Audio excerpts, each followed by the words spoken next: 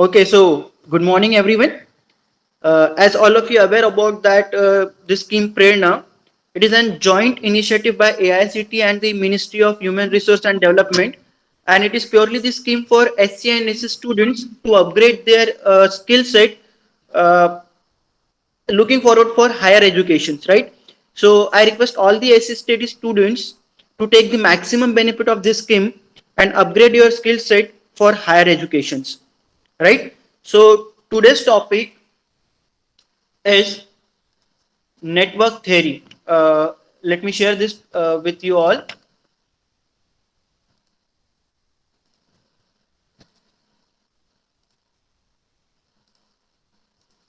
Hope it is visible to everyone now. Okay.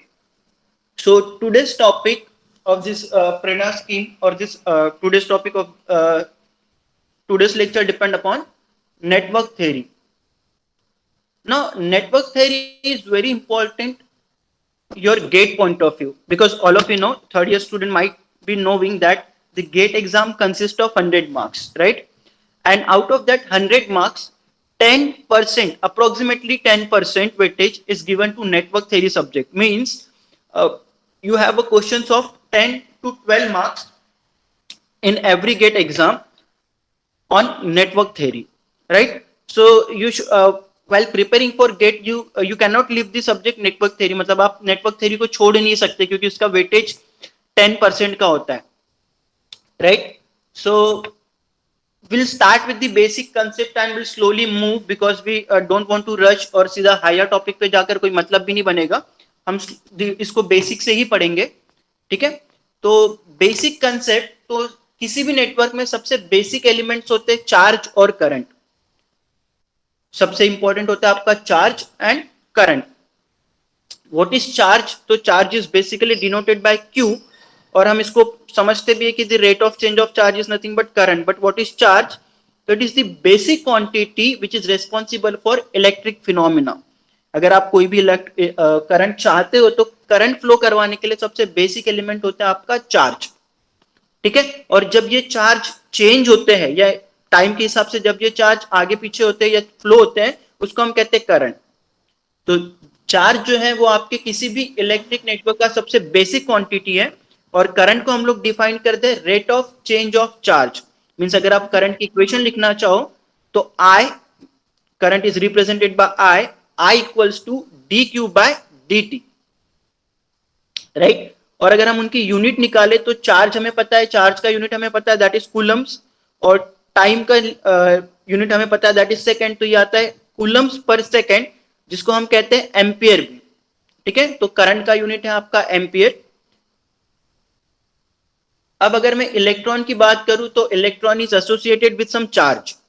अगर आप हर एक इलेक्ट्रॉन की बात करोगे तो हर एक इलेक्ट्रॉन जो है वो आपका चार्ज कैरी करता है 1.602 into 10 to the power minus 19 coulombs. हर इलेक्ट्रॉन का ये चार्ज कैरिंग कैपेसिटी है, ठीक है? तो अगर आप पता करते हो कि एक कूलम में कितने इलेक्ट्रॉन आ सकते हैं, या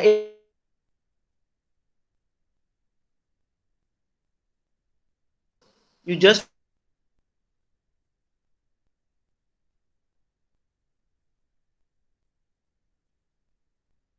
4 into 10 to the power 18 electrons होते हैं.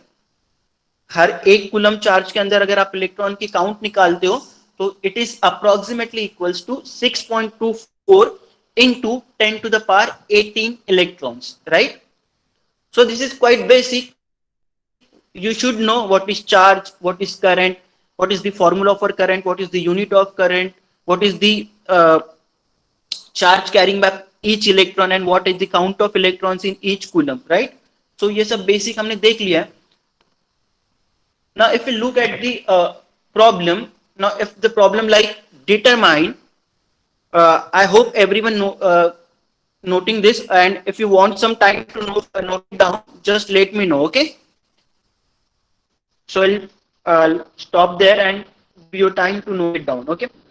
So let's look at the question. Now if the question like determine the total charge entering a terminal, entering a terminal between t equals to 1 second to t equals to 2 second if the current passing through the terminal is I equals to 3 t square minus t ampere. मतलब current उन्होंने बताया हुआ है and you have to calculate कि इस particular duration में 1 second से लेकर 2 सेकंड के बीच में कितना चार्ज एंटर करेगा टर्मिनल से। ठीक है, तो इसको हम बहुत सिंपली सॉल्व कर सकते हैं क्योंकि करंट का फॉर्मूला हमें पता है that current is nothing but rate of change of charge, मतलब I is equals to D Q by D T. तो Q क्या हो जाएगा आपका, डेरिवेटिव को अगर आप इक्वल के अपोजिट साइड लेके जाओगे तो वो हो जाता है आपका इंटीग्रेशन, ये हमको पता है। तो Q हो जाएगा आपका integration of I of T D T. अब इंटीग्रेशन की लिमिट क्या होगी, तो हमें कौन से टाइम के बीच में बोला हुआ है, 1 सेकंड से लेकर 2 सेकंड के लिए। तो टाइम फ्रेम जो है हमारा वो t इक्वल्स टू 1 से लेकर t इक्वल्स टू 2 है। ठीक है, और I that is 3t square minus t, तो मैं I ऑफ t की जगह पुट कर दूंगा 3t स्क्वायर माइनस t, और इसका हम जब इंटीग्रेट करेंगे तो 3t स्क्वायर का इंटीग्रेशन आता है 3t cube by 3 minus t का इंटीग्रेशन होगा t स्क्वायर बाय 2, और आप उसको फाइंड आउट करोगे with in a limit of 1 to 2। ठीक है, तो जब आप इसको पुट करोगे तो it is 8 minus 4 by 2 minus 1 by 2, तो it comes out to be 5.5 coulombs. मतलब इस करंट के हिसाब से 1 to 2 सेकंड के बीच में आपके सर्किट में कितना चार्ज एंटर होगा, 5.5 Coulomb's. Correct? I hope everyone understand this. Any doubt in this? If you have any doubt, please interrupt me.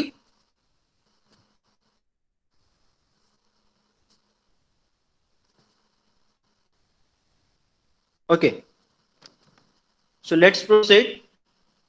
Now look at this problem. Here it is given a graph. A graph is given. On x-axis you have time and on y-axis you have current, and the problem says determine the charge that passed through the element at, और तीन अलग अलग point पे आपको charge निकालना है। t equal to 1 second पे कितना चार्ज होगा, t इक्वल टू 3 सेकेंड पे, और t इक्वल टू 5। ठीक है, और शुरुआत कहां से होगी आपकी, ओरिजिन से, राइट। मतलब 0 से 1 सेकेंड के बीच में कितना चार्ज एंटर होगा, देन 0 to 3 सेकेंड के बीच में, और फिर 0 to 5 सेकेंड के बीच में। तो आई होप जैसे हमने प्रीवियस प्रॉब्लम सॉल्व किया सब लोग इसको सॉल्व करो एक बार फटाफट। At least t equals to 1 second के लिए तो कर सकते हैं। फॉर्मूला हमें पता चल गया है that I is equals to dq by dt, तो charge is nothing but integration of I of t dt। तो सब लोग इसको एक बार सॉल्व करो and let me know the answer फट जल्दी से।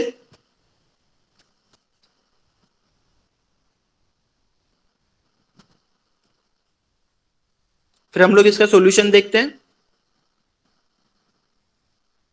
पहले सिर्फ a के लिए सॉल्व करेंगे। t इक्वल्स टू 1 सेकेंड, मतलब बिटवीन 0 to 1 सेकेंड कितना चार्ज एंटर होगा।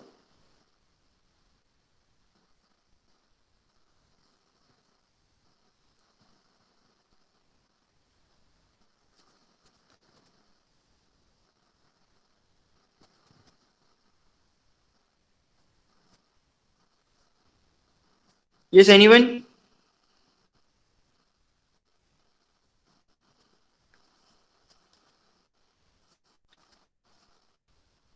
So let's look at the solution.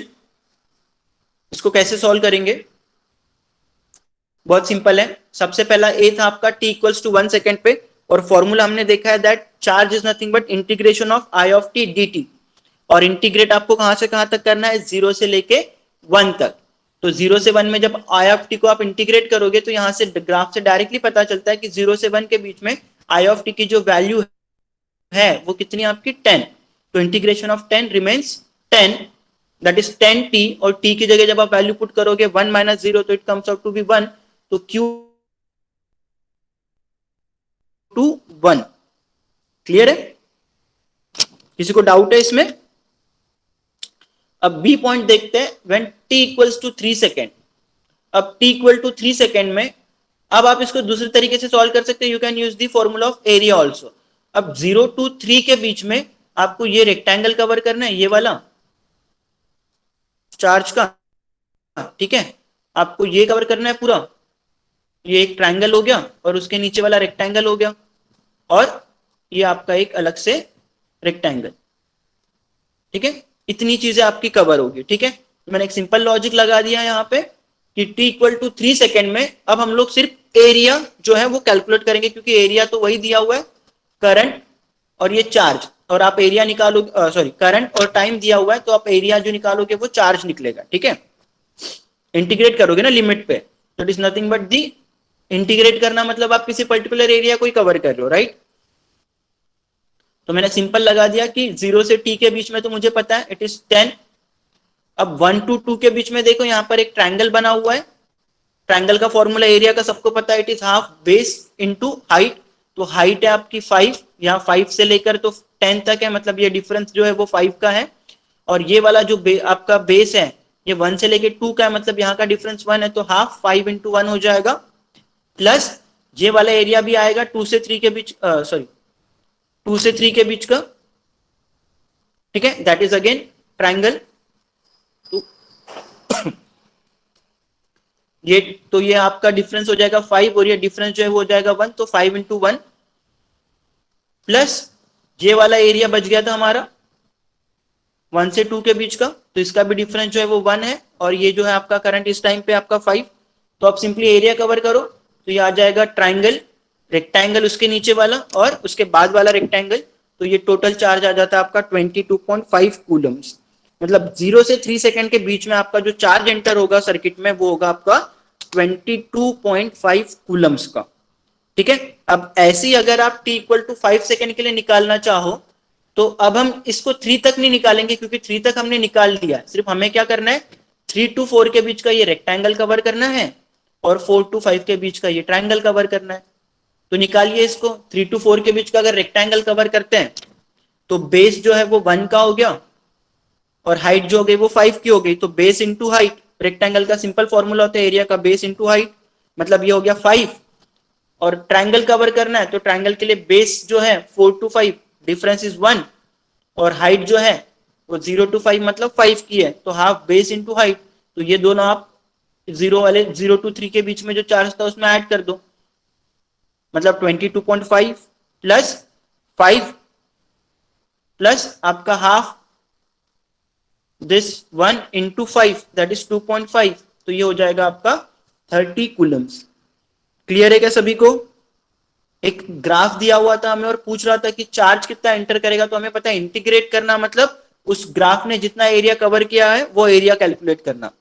तो आप डायरेक्ट मैथमेटिकल फॉर्मूला से भी कर सकते हो, आप चाहो तो इंटीग्रेशन भी लगा सकते हो, बट यहाँ पर इंटीग्रेशन से ज्यादा सिंपल है डायरेक्टली एरिया का फॉर्मूला लगा देना। क्लियर है?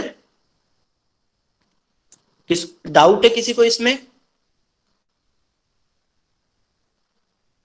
Yes anyone?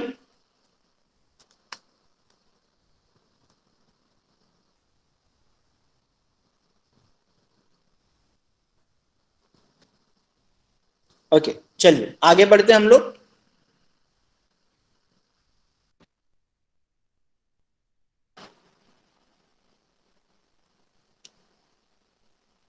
ना फंडामेंटल एलिमेंट्स। अब फंडामेंटल एलिमेंट्स की मैं बात करूं तो हर इलेक्ट्रिक सर्किट में पहले फंडामेंटल एलिमेंट से पहले हम एक बेसिक कंसेप्ट समझते हैं कि कोई भी नेटवर्क में आपका एक सोर्स होता है और एक आपका लोड होता है, और आपका जो करंट है या जो भी हम एनर्जी कह लो उसको, वो आपका सोर्स से ट्रांसफर होता है किसकी तरफ? लोड के तरफ। ठीक है, अब जब आपकी एनर्जी सोर्स से लोड की तरफ ट्रांसफर हो रही है, यहां पे हमको दिख रहा है कि ये मेरा सोर्स है, सॉरी ये मेरा सोर्स है, ठीक है, और ये मेरा लोड है, और एनर्जी ट्रांसफर हो रही है आपकी सोर्स से लेकर कहां तक? लोड तक। क्लियर है? अब इस ट्रांसमिशन के दौरान कुछ एनर्जी जो है वो आपकी लॉस होगी, ऑब्वियस बात है, कुछ एनर्जी आपकी लॉस होगी। ठीक है, जिसको हम ब्रॉड टर्म्स में पावर डिसिपेशन भी कहते हैं। ठीक है, और ये जो एनर्जी लॉस है अगर ये हमें कैलकुलेट करना है तो हम सिंपल पावर का फॉर्मूला लगा सकते हैं, आई स्क्वायर आर, जितना भी करंट है उसका स्क्वायर मल्टीप्लाइड बाय आर। ठीक है, ठीक है, और कुछ एनर्जी है मतलब जो ट्रांसमिशन के दौरान आप सेंड करोगे उसमें से कुछ एनर्जी जो आपकी वो स्टोर्ड होगी, जिसको हम एनर्जी स्टोर्ड करेंगे। ठीक है, अब ये एनर्जी स्टोर्ड जो होती है वो दो फॉर्म में होगी। या तो काइनेटिक एनर्जी के फॉर्म में होगी या पोटेंशियल एनर्जी के फॉर्म में होगी। ठीक है, काइनेटिक एनर्जी अगर है तो उसको हम लिख सकते हैं by using the formula half L into I square. ठीक है, और पोटेंशियल एनर्जी को हम लिख सकते हैं half C into V square. अब देखिए इसमें क्या क्या इंपॉर्टेंट है, तो एनर्जी लॉस में आपका आर वाला टर्म आया। What is R? Stands for R is nothing but your resistance. जब हमने एनर्जी स्टोर की तो kinetic energy is represented by half L I square. L stands for your inductance and potential energy जब हमने half C we square, तो सी stand for capacitor. तो यहाँ पे तीन बेसिक एलिमेंट्स आ गए आपके, रजिस्टर आ गया, इंडक्टर भी आ गया और कैपेसिटर भी आ गया। ठीक है, inductor kinetic energy on kinetic energy is not also called as the, because of this inductor kinetic energy is also called as the magnetic energy, और पोटेंशियल एनर्जी को हम कहते हैं इलेक्ट्रोस्टैटिक एनर्जी भी। ठीक है, तो ये आपके बेसिक एलिमेंट होते हैं कि जो भी आपका एनर्जी लॉस होगा या एनर्जी स्टोर्ड होगा, energy loss is represented by power dissipation is nothing but I square R. Energy stored दो फॉर्म में की जा सकती है, काइनेटिक एनर्जी भी और पोटेंशियल एनर्जी भी। काइनेटिक एनर्जी के फॉर्म में अगर स्टोर्ड हो रही है तो उसको रिप्रेजेंट करने के लिए फॉर्मूला रहेगा आपका हाफ एल आई स्क्वायर, और अगर पोटेंशियल एनर्जी के फॉर्म में स्टोर की जा रही है तो फॉर्मूला रहेगा आपका हाफ सी वी स्क्वायर। ठीक है, अगर काइनेटिक एनर्जी इंडक्टर है तो वो एनर्जी आपकी मैग्नेटिक एनर्जी होती है, और कैपेसिटेंस है तो वो एनर्जी आपकी इलेक्ट्रोस्टैटिक एनर्जी होती है। क्लियर है? आपको ये नोट डाउन करते हुए चलना है। एंड ऑफ द लेक्चर में आपको ये पीडीएफ आप नोट डाउन करते हुए चलिए। तो यहाँ पे तीन इंपॉर्टेंट चीजें जो हमें देखना है वो है कि हर सोर्स टू लोड के बीच में we have basic element called as R that is resistance, L that is inductor and C that is capacitor. ठीक है ना, सबसे पहले हम बात करेंगे basic element that is resistance. ठीक है, अब resistance is better explained by Ohm's law. Ohm's law हम सबने पढ़ा हुआ है, मैं फिर से एक बार इसको रिवाइज करूंगा। अगर आपको किसी सर्किट का रेजिस्टेंस निकालना है तो आप बेसिकली किसकी हेल्प लेते हो? ओम्स लॉ की। सो रेजिस्टेंस, ओम्स लॉ क्या कहता है? Resistance is the only in any circuit is represented as the ratio of current flowing to the voltage. मैं फिर से एक बार डेफिनेशन पढ़ता हूं कि resistance in any circuit is represented as the ratio, सिर्फ करंट या वोल्टेज से नहीं रिप्रेजेंट होता है, उनके रेशियो से रिप्रेजेंट होता है। और रेशियो क्या चाहिए? Voltage divided by current. ठीक है, जो भी वोल्टेज उस सर्किट में अप्लाइड है वो वोल्टेज, और उस रेजिस्टेंस में से जितना करंट पास हो रहा है वो करंट, उनका जब आप रेशियो लेते हो तो आपको उसके रेजिस्टेंस की वैल्यू मिल जाती है। ठीक है, तो R is represented as V by I, voltage by current according to the Ohm's law. ठीक है, यहाँ पे मैंने एक बेसिक सर्किट भी बनाया हुआ है कि मान लीजिए मेरा कोई सर्किट है जिसमें एक रेजिस्टेंस लगा हुआ है R। ठीक है, अब इस R के अक्रॉस जो वोल्टेज है वो है कैपिटल V, और जो करंट जा रहा है वो है आपका I। तो R आपका ओम्स लॉ के हिसाब से रिप्रेजेंट होगा V बाय I से। ठीक है, और मान लीजिए अगर आपका R कांस्टेंट है किसी पर्टिकुलर सर्किट में, तो उस सर्किट में your voltage will be directly proportional to current. इसका मतलब कि वोल्टेज जैसे जैसे बढ़ेगा, अगर R की वैल्यू कांस्टेंट है तो आपका करंट भी बढ़ते जाएगा। ठीक है, तो this is your first basic element that is resistance. ठीक है ना, अब मैंने एक वायर का केस लिया हुआ है। Consider this is a wire of length L, जिसकी लेंथ L है, और जो डायमीटर है इसका वो है आपका, सॉरी रेडियस जो है उसका वो है स्मॉल r, और क्रॉस सेक्शनल एरिया जो है वो है आपका कैपिटल A। ये जो मैंने शेडेड मार्क किया हुआ है this is cross sectional area. ठीक है, जिसको मैंने कैपिटल A कंसीडर किया हुआ है। रेडियस जो है आपके कंडक्टर की वो है r, और लेंथ जो है वो है आपकी स्मॉल l। तो अगर मुझे क्रॉस सेक्शनल एरिया निकालना है तो according to the formula of circle it is pi R square, ये हमको पता है। ठीक है, तो क्रॉस सेक्शनल एरिया को हम रिप्रेजेंट कर सकते हैं यूजिंग पाई आर स्क्वायर। अब हमें पता है कि जैसे जैसे आपका ये कंडक्टर बढ़ते जाएगा, जैसे जैसे इसकी लेंथ बढ़ेगी वैसे वैसे इसका रेजिस्टेंस भी बढ़ेगा।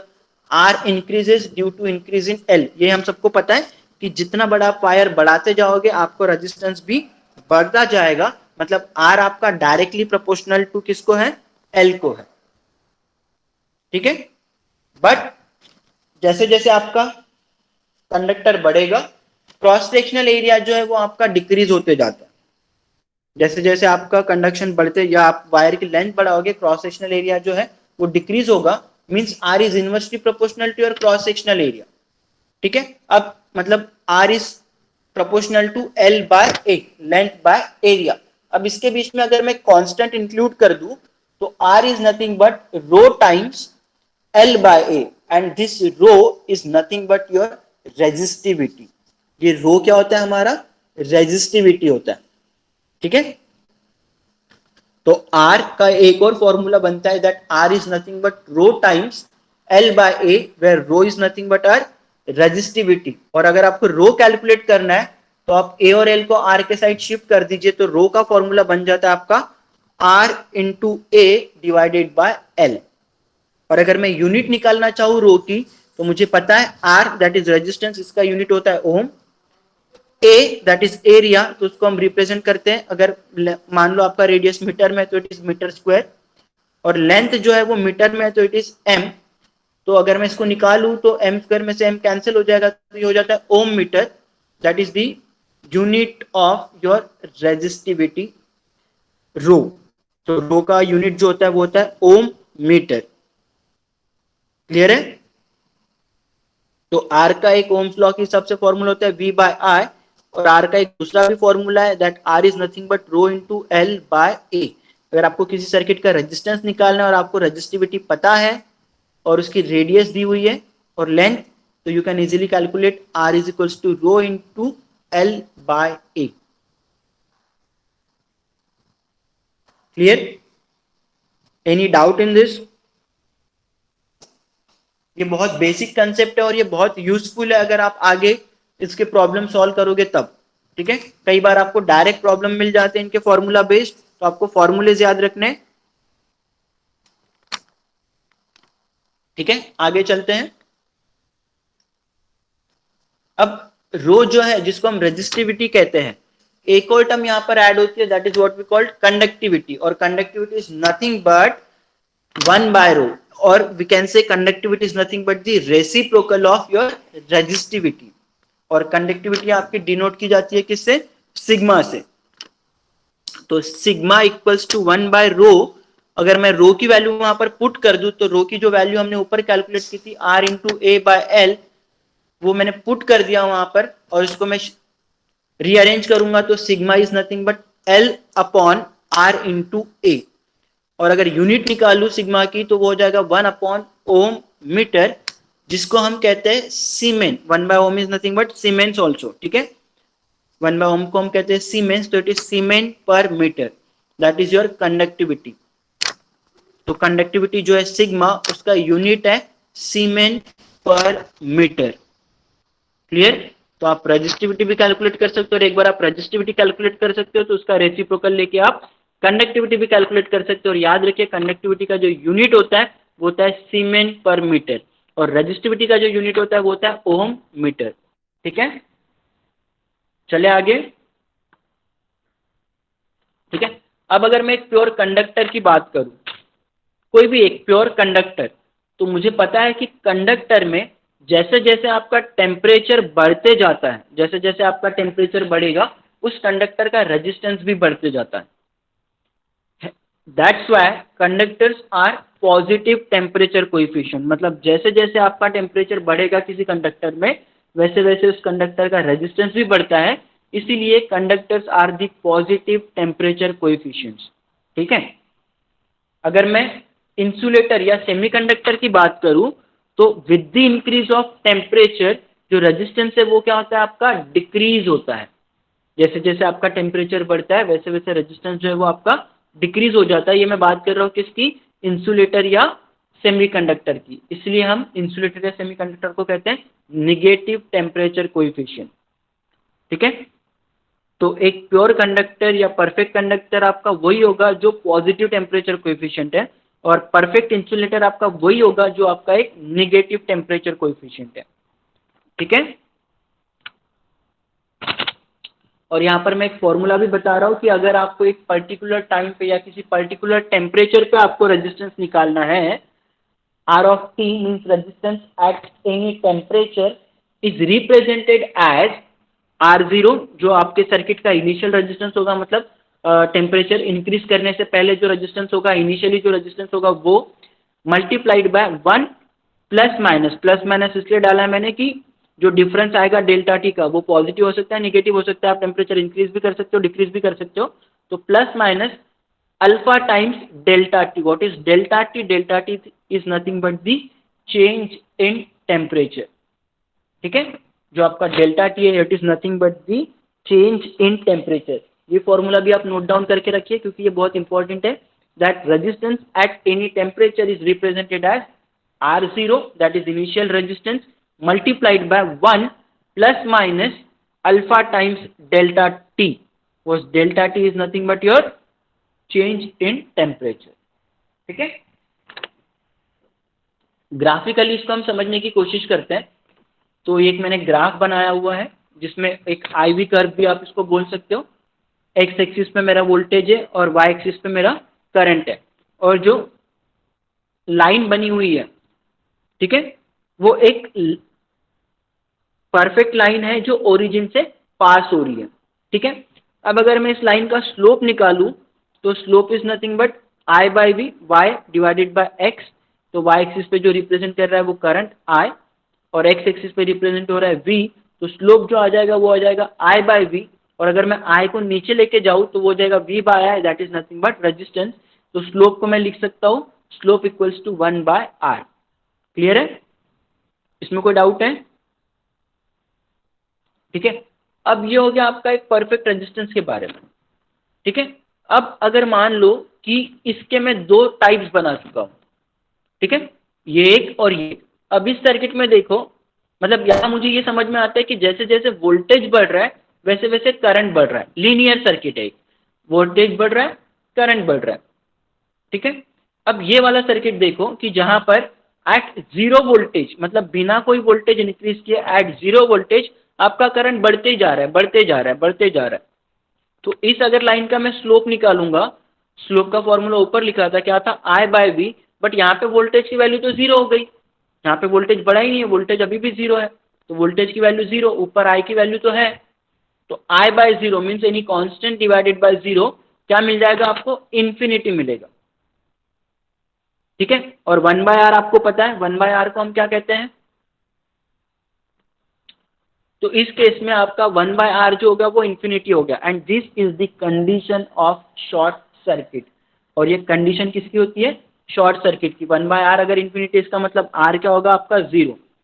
तो शॉर्ट सर्किट के केस में आपका रेजिस्टेंस जीरो हो जाता है, वोल्टेज की वैल्यू जीरो होती है, और सिर्फ करंट की जो है वो आपका बढ़ते रहेगा. तो this is the case of short circuit. वो जो ऊपर मैंने पहले टाइम बात की वो आपका एक लीनियर सर्किट था जहाँ पे वोल्टेज बढ़ाने से धीरे धीरे करंट बढ़ रहा है. बट अगर मान लो आपका वोल्टेज जीरो है, सिर्फ करंट बढ़ रहा है, तो this is the condition of short circuit, जहाँ पे आपका रेजिस्टेंस का वैल्यू जीरो रहेगा, वोल्टेज भी जीरो रहेगा, बट करंट जो है वो आपका बढ़ते रहेगा, ठीक है. एक सेकेंड केस डिस्कस किया मैंने जहाँ पर करंट आपका जीरो है बट वोल्टेज ही बढ़ते जा रहा है. करंट बिल्कुल नहीं बढ़ रहा है बट वोल्टेज जो है वो बढ़ रहा है आपका. यहाँ आपको दिख रहा होगा, ये मैंने ग्राफ बनाया हुआ है कि वोल्टेज जो है वो आपका बढ़ रहा है एट जीरो करंट, ठीक है. तो फिर से अगर मैं इस सर्किट का स्लोप निकालूंगा तो स्लोप का फॉर्मूला क्या हो जाता है? I divided by V, current by voltage. अब इस सर्किट के हिसाब से या इस ग्राफ के हिसाब से करंट का वैल्यू जो है वो क्या हो गया आपका? जीरो हो गया. वोल्टेज की वैल्यू है क्योंकि वो बढ़ रहा है, तो जीरो डिवाइडेड बाय वी क्या आ जाएगा आपका? जीरो. मीन्स 1 बाय आर की वैल्यू क्या हो गई आपकी? जीरो. मतलब आर क्या हो जाएगा आपका? इन्फिनिटी. तो this is the condition of open circuit, जहाँ पे आपका रेजिस्टेंस जो है वो इन्फिनिटी होता है, करंट बिल्कुल जीरो हो जाता है, और वोल्टेज जो है वो धीरे धीरे बढ़ रहा है, एक हमें वोल्टेज की कांस्टेंट वैल्यू मिल रही है. तो this is the condition for open circuit. तो hope you understand the concept of short circuit and open circuit. सिर्फ आपको याद क्या रखना है कि जब शॉर्ट सर्किट होता है, ठीक है, तो आपका करंट सेम होता है, रेजिस्टेंस बिल्कुल जीरो होता है, और वोल्टेज आपका जीरो होता है. बट जब ओपन सर्किट होता है तो आपका जो वोल्टेज है वो सेम रह जाता है, करंट आपका 0 हो जाएगा क्योंकि सर्किट ओपन है, और रेजिस्टेंस जो है वो आपका इनफाइनाइट रहता है ओपन सर्किट में। क्लियर है? यहां तक किसी को कोई डाउट है तो पूछ सकते हैं। Anyone, any doubt till now?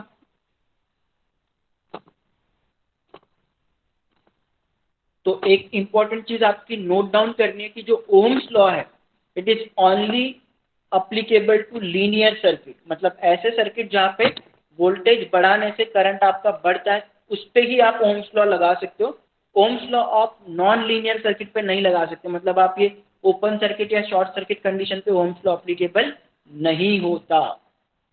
जैसे मैंने एक एग्जांपल भी लिया हुआ है कि मान लो कि यहाँ पे जो आपका वोल्टेज है दैट इज +3 वोल्ट, और इस टर्मिनल पे भी आपका वोल्टेज +3 वोल्ट है, और यहाँ से जो करंट जा रहा है वो है I1। ठीक है, अब अगर इसमें मैं रेजिस्टेंस निकालना चाहूँ या करंट निकालना चाहूँ I1, तो करंट का फॉर्मूला क्या होता है, रेजिस्टेंस का फॉर्मूला होता है V/I, तो करंट का फॉर्मूला क्या होगा, V/R। तो दोनों के बीच का जो वोल्टेज डिफरेंस है, ठीक है, वो आपका हो जाता है कितना, 3 - 3 कितना हो जाएगा आपका, 0 हो जाएगा, V2 - V1। I1 अगर मैं निकालूं तो V2 - V1 दोनों टर्मिनल पे जो आपका वोल्टेज है 3 - 3, ठीक है, डिवाइडेड बाय R की कोई वैल्यू नहीं है, 0, तो I आपको मिलता है 0/0। अब 0/0 को हम लोग 0 कंसिडर कर लेते हैं, बट ये सही नहीं है, 0/0 इज इनडिटरमिनेट फॉर्म, इसको हम सॉल्व नहीं कर सकते हैं। तो इस टाइप में जहां हमें दिख रहा है कि दोनों पोटेंशियल सेम है और कोई करंट फ्लो हो रहा है I1, तो इस I1 की वैल्यू हम निकाल नहीं सकते हैं, बिकॉज ओम्स लॉ यहाँ पर अप्लीकेबल नहीं है, it is a non linear circuit. Clear है? सिमिलरली ये वाला केस भी हम देख लेते हैं, जहां पे मैंने रेजिस्टेंस इंट्रोड्यूस कर दिया सर्किट में कितना, 1 ओम का, तो यहाँ पे मैं 3 - 3 डिवाइडेड बाय 1 इट इज 0 यहाँ निकाल सकता हूँ, because it is a linear circuit, resistance introduce हुआ है, इसकी एक पर्टिकुलर वैल्यू है, तो यहाँ पे मैं बता सकता हूँ। बट यहाँ 3 - 3 शॉर्ट सर्किट है, यहाँ पर कोई रेजिस्टेंस दिख नहीं रहा है, रेजिस्टेंस की वैल्यू 0 है, तो शॉर्ट सर्किट एक लीनियर सर्किट होता है, और लीनियर सर्किट पे आप ओम्स लॉ नहीं लगा सकते। सॉरी, शॉर्ट सर्किट एक नॉन लीनियर सर्किट होता है, नॉन लीनियर सर्किट पे हम ओम्स लॉ नहीं लगा सकते, it is N indeterminate form. Clear है सभी को?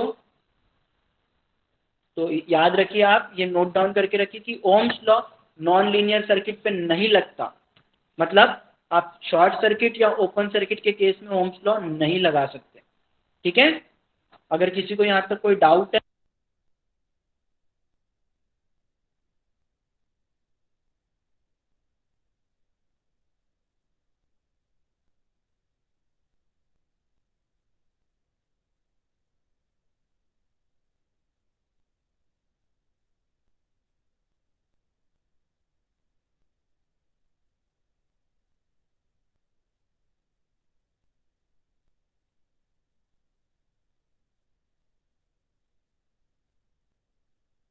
ये अगर किसी को कोई डाउट है तो बोलिए।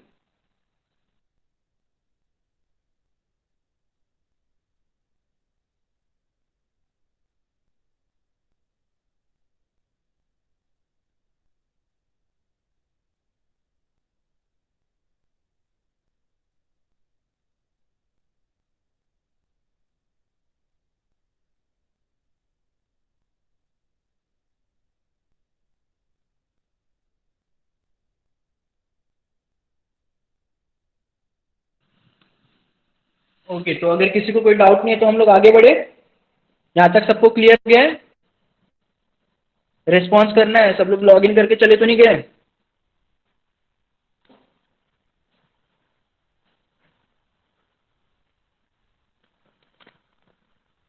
चलिए आगे देखते हैं। नाउ कम्स टू पावर, या जिसको हम एनर्जी भी कह सकते हैं। सिंपल फॉर्मूला होता है पावर रिप्रेजेंटेड बाय पी, और सिंपल फॉर्मूला उसका होता है V into I, voltage multiplied by current. अब अगर आप यहाँ पे ओम्स लॉ लगा दो तो आप वोल्टेज को क्या लिख सकते हो, I इंटू आर, तो उसका फॉर्मूला हो जाता है P इक्वल्स टू I²R। और अगर आप I को रिप्लेस कर दो ओम्स लॉ से, तो I आपका रिप्लेस हो जाएगा V/R, तो पावर का एक दूसरा फॉर्मूला बनता है V²/R। आप प्रॉब्लम स्टेटमेंट के हिसाब से पावर का फॉर्मूला यूज सकते हो, वोल्टेज और करंट डायरेक्टली अगर गिवन है तो V इंटू आई से हो जाएगा, करंट और रेजिस्टेंस की वैल्यू मिल रही है तो I²R से सॉल्व हो जाएगा, और वोल्टेज और रेजिस्टेंस दिया है तो वी स्क्वायर बाय आर से हो जाएगा। तो that is the simple equations of power. तीनों फॉर्मूले याद करने की जरूरत नहीं है, एक बेसिक फॉर्मूला याद रखो, P equals to V into I, और ओम्स लॉ अगर ओम्स लॉ तो आपको याद है कि V is nothing but I into R and I is nothing but V by R. बस वहां पे पुट कर दो, आपको दोनों फॉर्मूले मिल जाएंगे। ठीक है, अब हम आ जाते हैं एनर्जी पे। Energy is nothing but work done. Energy को हम ब्रॉड टर्म्स में कहते हैं work done, which is represented bye W, which is represented by the formula integration of P into dt. Work done is represented by the formula integration of P into dt. अगर आप P की value वहां पे put कर दो तो P का value होता है आपका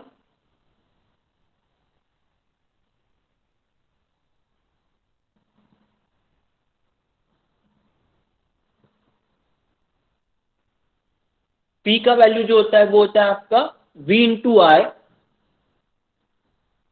ठीक है, या फिर आप उसको लिख सकते हो आई स्क्वायर आर, या फिर आप उसको लिख सकते हो V square by R. That is all the formula of energy work done. ये दो इंपॉर्टेंट पैरामीटर है, कई बार हमको बोला भी जाता है कि calculate the power in this circuit और एनर्जी लॉस या एनर्जी स्टोर्ड। तो ये सब फॉर्मूला में लिखना है कि energy is nothing but integration of P into D. Power आप किसी भी फॉर्मूला से कैलकुलेट करो, उसका इंटीग्रेशन करो, you will get the energy और वर्क डन। अब आ जाते हैं हम लोग हमारे सेकंड बेसिक एलिमेंट पे। पहला बेसिक एलिमेंट तो हमने देख लिया, that is resistance. Second basic element जो है वो होता है हमारा इंडक्टर एंड इंडक्टेंस। अब ये दोनों टर्म अलग अलग है। ठीक है, कई लोग इंडक्टर और इंडक्टेंस को एक साथ मिलाकर देखते हैं, बट ऐसा नहीं है। इंडक्टर एक अलग एलिमेंट है और इंडक्टेंस जो है वो एक प्रॉपर्टी है। ठीक है, तो मैंने वहां पे बहुत स्पेसिफाई किया और बहुत क्लियरली लिखा हुआ है कि जो इंडक्टर है वो हमारा एक एलिमेंट है जो एनर्जी को स्टोर करता है मैग्नेटिक फॉर्म में। इंडक्टर जो है आपका वो एक एलिमेंट है, that is an energy storing device, और एनर्जी किस फॉर्म में स्टोर करता है, वो मैग्नेटिक फॉर्म में करता है। और इंडक्टेंस जो है वो एक प्रॉपर्टी है इंडक्टर की। कौन सी प्रॉपर्टी है? It is an property of inductor to opposes the change of flow of current. मतलब जो करंट इंडक्टर में से फ्लो हो रहा है, अगर उसमें सडन चेंज आता है, सडन चेंज अगर उस करंट में आया तो वो उसको क्या करता है, अपोज करता है सडन चेंज। मतलब अगर करंट में कोई फ्लक्चुएशन आते हैं तो वो फ्लक्चुएशंस को अपोज करता है, वो सडन चेंज जो होता है करंट में उसको अपोज करता है। उस प्रॉपर्टी को हम इंडक्टेंस कहते हैं। ठीक है, तो याद रखिए आगे से अगर आपको कोई पूछता है व्हाट इज इंडक्टर, तो इट इज एन एलिमेंट जो मैग्नेट स्टोर करता है, एनर्जी स्टोर करता है मैग्नेटिक फॉर्म में। और इंडक्टेंस जो है वो इंडक्टर की प्रॉपर्टी है जो सडन चेंज ऑफ करंट को अपोज करती है। ठीक है, अब ये एक मैंने कंडक्टर लिया हुआ है और इस कंडक्टर से मैं करंट फ्लो करवा रहा हूँ, दैट इज कैपिटल आई। ठीक है, ये जो आपका है एक कंडक्टर दिख रहा है और इस कंडक्टर से मैं करंट फ्लो करवा रहा हूँ कैपिटल आई। अब ऑब्वियस बात है कि जब इस कंडक्टर में से करंट फ्लो होगा तो इसके अक्रॉस जो है वो इलेक्ट्रिक फील्ड जनरेट होगी और मैग्नेटिक फील्ड जनरेट होगी। और मैग्नेटिक फील्ड को हम कैसे रिप्रेजेंट करते हैं, यूजिंग थम्स लॉ, कि डायरेक्शन का करंट अगर अब ऊपर है तो फील्ड कैसे जनरेट होगी, उसके सराउंडिंग में होगी। थम्स लॉ सबको पता है। ठीक है,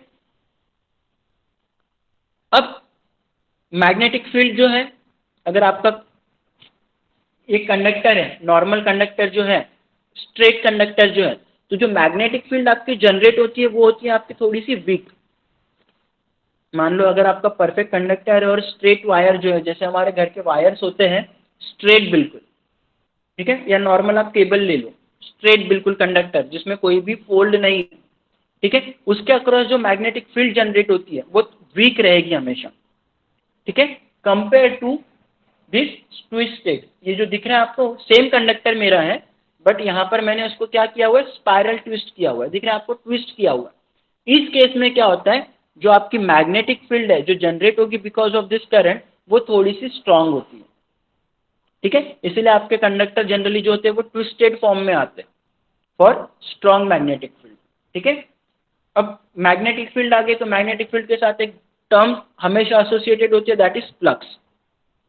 जब भी हम इस flux which is represented by phi, और इसका जो यूनिट होता है वो होता है आपका वेबर। तो अगर मुझे निकालना है कि मैग्नेटिक फील्ड में कितना फ्लक्स लिंकेज है, तो इसका सीधा सिंपल फॉर्मूला होता है capital N multiplied by phi.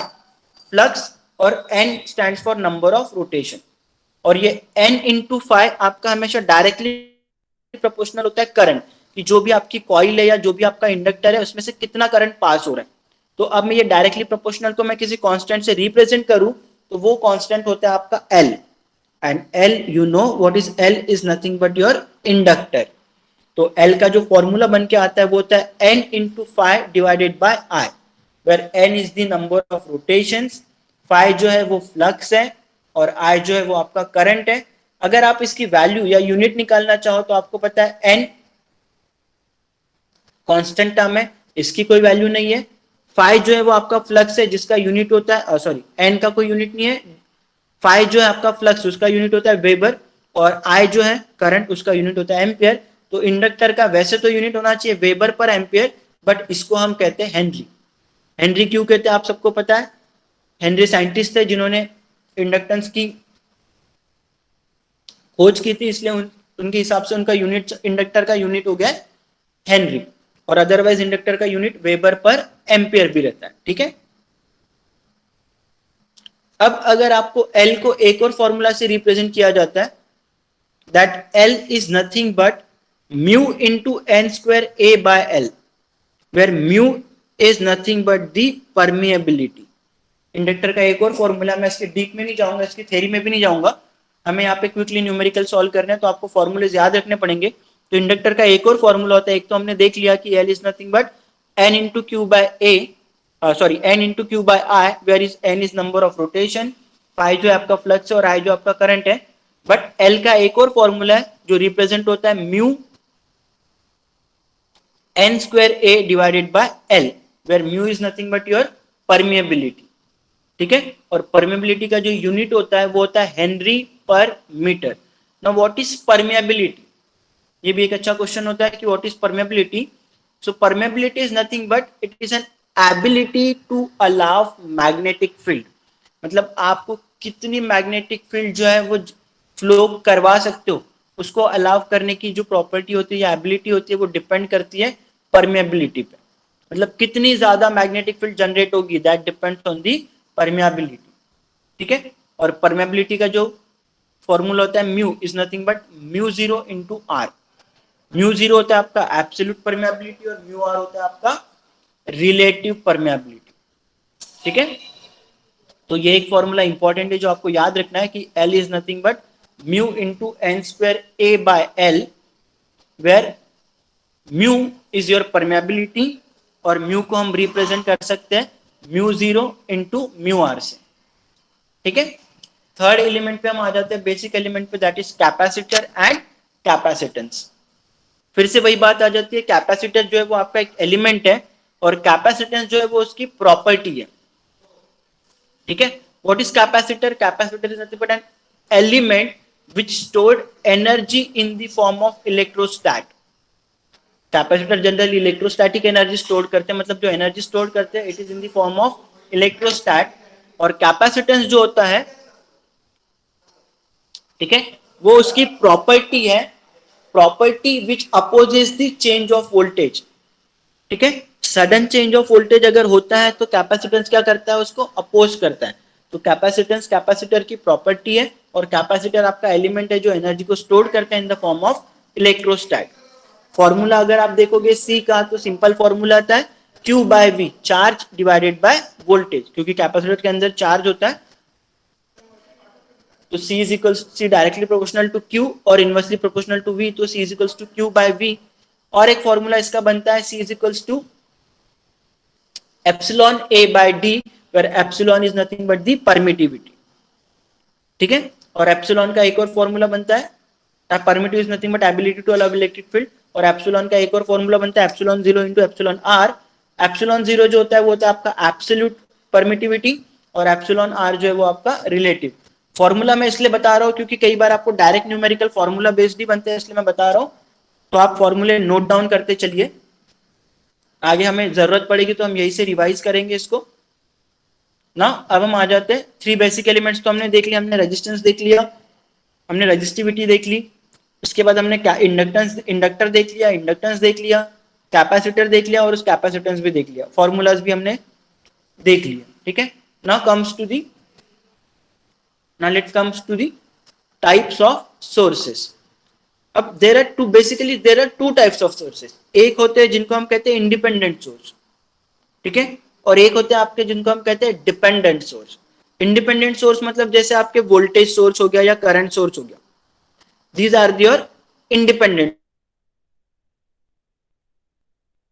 किसी सोर्स पे डिपेंडेंट है. जैसे हो सकता है कि कोई सोर्स आपका वोल्टेज पे डिपेंड हो, वोल्टेज सोर्स पे डिपेंड है तो उसे कहा जाता है वोल्टेज डिपेंडेंट वोल्टेज सोर्स, ठीक है. अगर कोई करंट सोर्स वोल्टेज पे डिपेंड करता है तो उसको कहते हैं वोल्टेज डिपेंडेंट करंट सोर्स. अगर कोई वोल्टेज सोर्स करंट पे डिपेंड करता है तो उसको कहते हैं करंट डिपेंडेंट वोल्टेज सोर्स. और अगर कोई करंट सोर्स ही करंट अगर कोई करंट ही करंट सोर्स पे डिपेंड कर रहा है तो उसको कहते हैं करंट डिपेंडेंट करंट सोर्स. तो ऐसे बेसिकली चार डिपेंडेंट सोर्सेस बनते हैं जिनके मैंने शॉर्ट फॉर्म लिखे, आप लॉन्ग फॉर्म लिख लो इनके.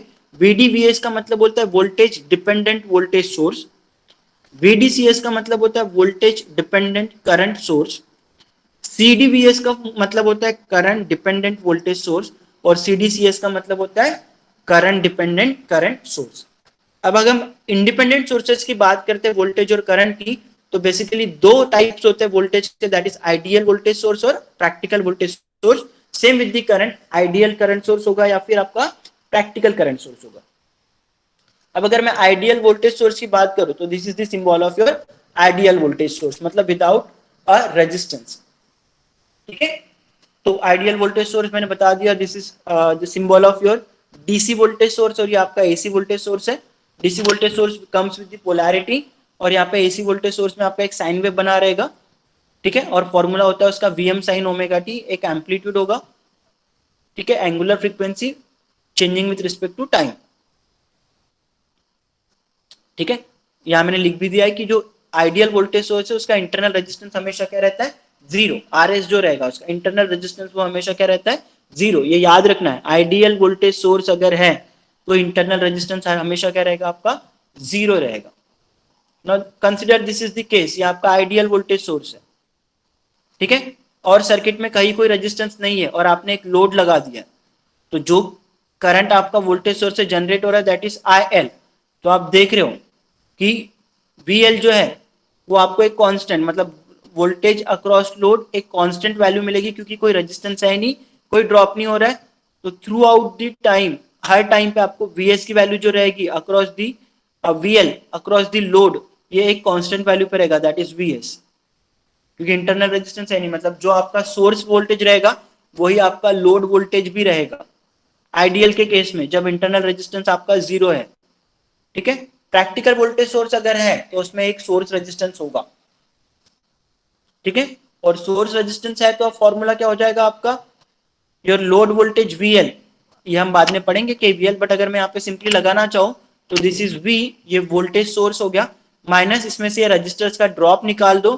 तो रजिस्टर का ड्रॉप मतलब voltage drop across resistor is nothing but current multiplied by resistance. तो current I L into R S, तो वोल्टेज में से निकालना है तो V minus I L into R S हो जाएगा आपका वी एल, ठीक है.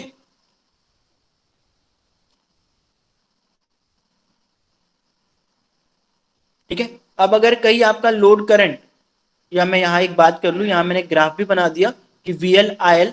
अब जैसे जैसे आपका वोल्टेज या करंट जो है वो बढ़ते जाएगा, इस इक्वेशन के हिसाब से देखो, अगर ये आपका आई एल का वैल्यू बढ़ते बढ़ते जाएगा, ठीक है, और ये सब्ट्रैक्ट हो रहा है किस में से, वी में से, तो आपका वीएल क्या होगा, धीरे धीरे आई एल अगर बढ़ रहा है, निगेटिव टर्म है, बढ़ रही है, तो आपका वीएल क्या हो जाएगा, डिक्रीमेंट होगा.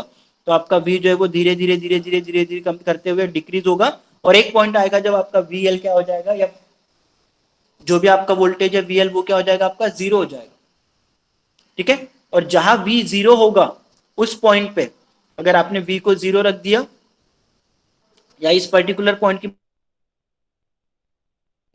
तो आई एल अगर मैं जीरो रखता हूं तो V L equals to V मिलेगा. और अगर मान लो आप आई एल को बढ़ाते हो एक पॉइंट तक जहां पे V L equals to V होता है, तो V L equals to V हो जाएगा, तो आपका आई एल जो है वो क्या हो जाएगा उस पॉइंट पे, जीरो हो जाएगा. तो this is the curve for practical voltage source, ठीक है. ये मैंने ग्राफिकली रिप्रेजेंट किया, आपको वैसे इसकी जरूरत नहीं है, बट आपको सिर्फ ये पता होना चाहिए कि practical source is associated with some internal resistance. Same अगर मैं आइडियल करंट सोर्स की बात करूँ, आपको पता है वोल्टेज सोर्स में जो रेजिस्टेंस लगते हैं वो सीरीज में लगते हैं, और करंट सोर्स में जो रेजिस्टेंस लगते हैं वो आपके हमेशा पैरेलल में लगते हैं। ठीक है, तो करंट सोर्स के पैरेलल में आपको कोई रेजिस्टेंस नहीं मिलेगा, कोई रेजिस्टेंस नहीं मिलेगा, it's as good as open circuit. यहाँ पे कौन सा सर्किट हो जाएगा आपका, ओपन सर्किट हो जाएगा। और ओपन सर्किट में आपको पता है कि इंटरनल रेजिस्टेंस जो होता है वो कितना होता है, इनफाइनाइट होता है। ठीक है, तो जो आइडियल वोल्टेज सोर्स होते हैं उसके जो इंटरनल रेजिस्टेंस होते हैं वो कितने होते हैं, इनफाइनाइट होते हैं। ग्राफिकली अगर आप उसको रिप्रेजेंट करो तो आपको ऐसे मिलेगा, लोड वोल्टेज, लोड करंट, और जो करंट अक्रॉस लोड रहेगा वो एक कांस्टेंट वैल्यू पे ही सप्लाई होते रहेगा क्योंकि कोई रेजिस्टेंस नहीं है, ओपन सर्किट है, जितना करंट यहाँ से निकलेगा उतना ही करंट लोड वोल्टेज में जाएगा। ठीक है, प्रैक्टिकल करंट सोर्स की बात करो तो ऑब्वियसली प्रैक्टिकल आ गया, तो there must be some internal resistance in parallel with the current source. ठीक है, तो फिर यहाँ पे करंट सोर्स आया है आपका, इंटरनल रेजिस्टेंस मैंने ले लिया आर एस, लोड लगा हुआ है, फॉर्मूला आप निकाल सकते हो, यहाँ से केसीएल लगा दो, यहाँ से आपका जो करंट एंटर हो रहा है वो आई है, यहाँ कुछ ड्रॉप होगा, यहाँ कुछ जाएगा, तो that is incoming current is equals to outgoing current होता है टू आई एल, प्लस यहाँ पे जो करंट जाएगा वोल्टेज आपका वी एल है, और जो रेजिस्टेंस है वो आर एस है, तो अगर करंट निकालना है तो V by R, V L by R S. ठीक है, ग्राफिकली रिप्रेजेंट करो तो अगर आप आई करंट को जीरो कर देते हो, सॉरी वोल्टेज को अगर जीरो कर दे तो वीएल की वैल्यू तो I is equals to I L हो जाएगा, और अगर आप करंट लोड करंट को जीरो कर देते हो तो I is nothing but VL by R S, means VL is nothing but I into R S. तो ये भी आपका एक लाइन बनता है same as this, but axis में देखिए फर्क है, यहाँ पे I L into V L है, यहाँ पे V L into I L है। ठीक है, तो ये हो जाता है आपके independent voltage and current source. Ideal की जनरली दिया नहीं होता है, बट कई बार ऐसे ट्रिकी सोर्स लगता है, तो उस केस में हमें ये याद रहना चाहिए कि आइडियल वोल्टेज सोर्स में रेजिस्टेंस जीरो होता है और आइडियल करंट सोर्स में आपका रेजिस्टेंस जो है वो इनफाइनाइट होता है। ठीक है, अब आ जाते हैं हम लोग सबसे इंपॉर्टेंट टॉपिक पर, या जिसमें सबसे ज्यादा न्यूमेरिकल्स आते हैं गेट में, या जो आगे जितने भी टॉपिक्स है उनका एक बेसिक है, वो है आपका किरचॉफ्स करंट लॉ। दो किरचॉफ्स के दो लॉ है, किरचॉफ्स करंट लॉ और किरचॉफ्स वोल्टेज लॉ। ठीक है, तो इसको शुरू करने से पहले अगर इससे पहले वाले टॉपिक में किसी को कोई डाउट है तो आप पूछ लो।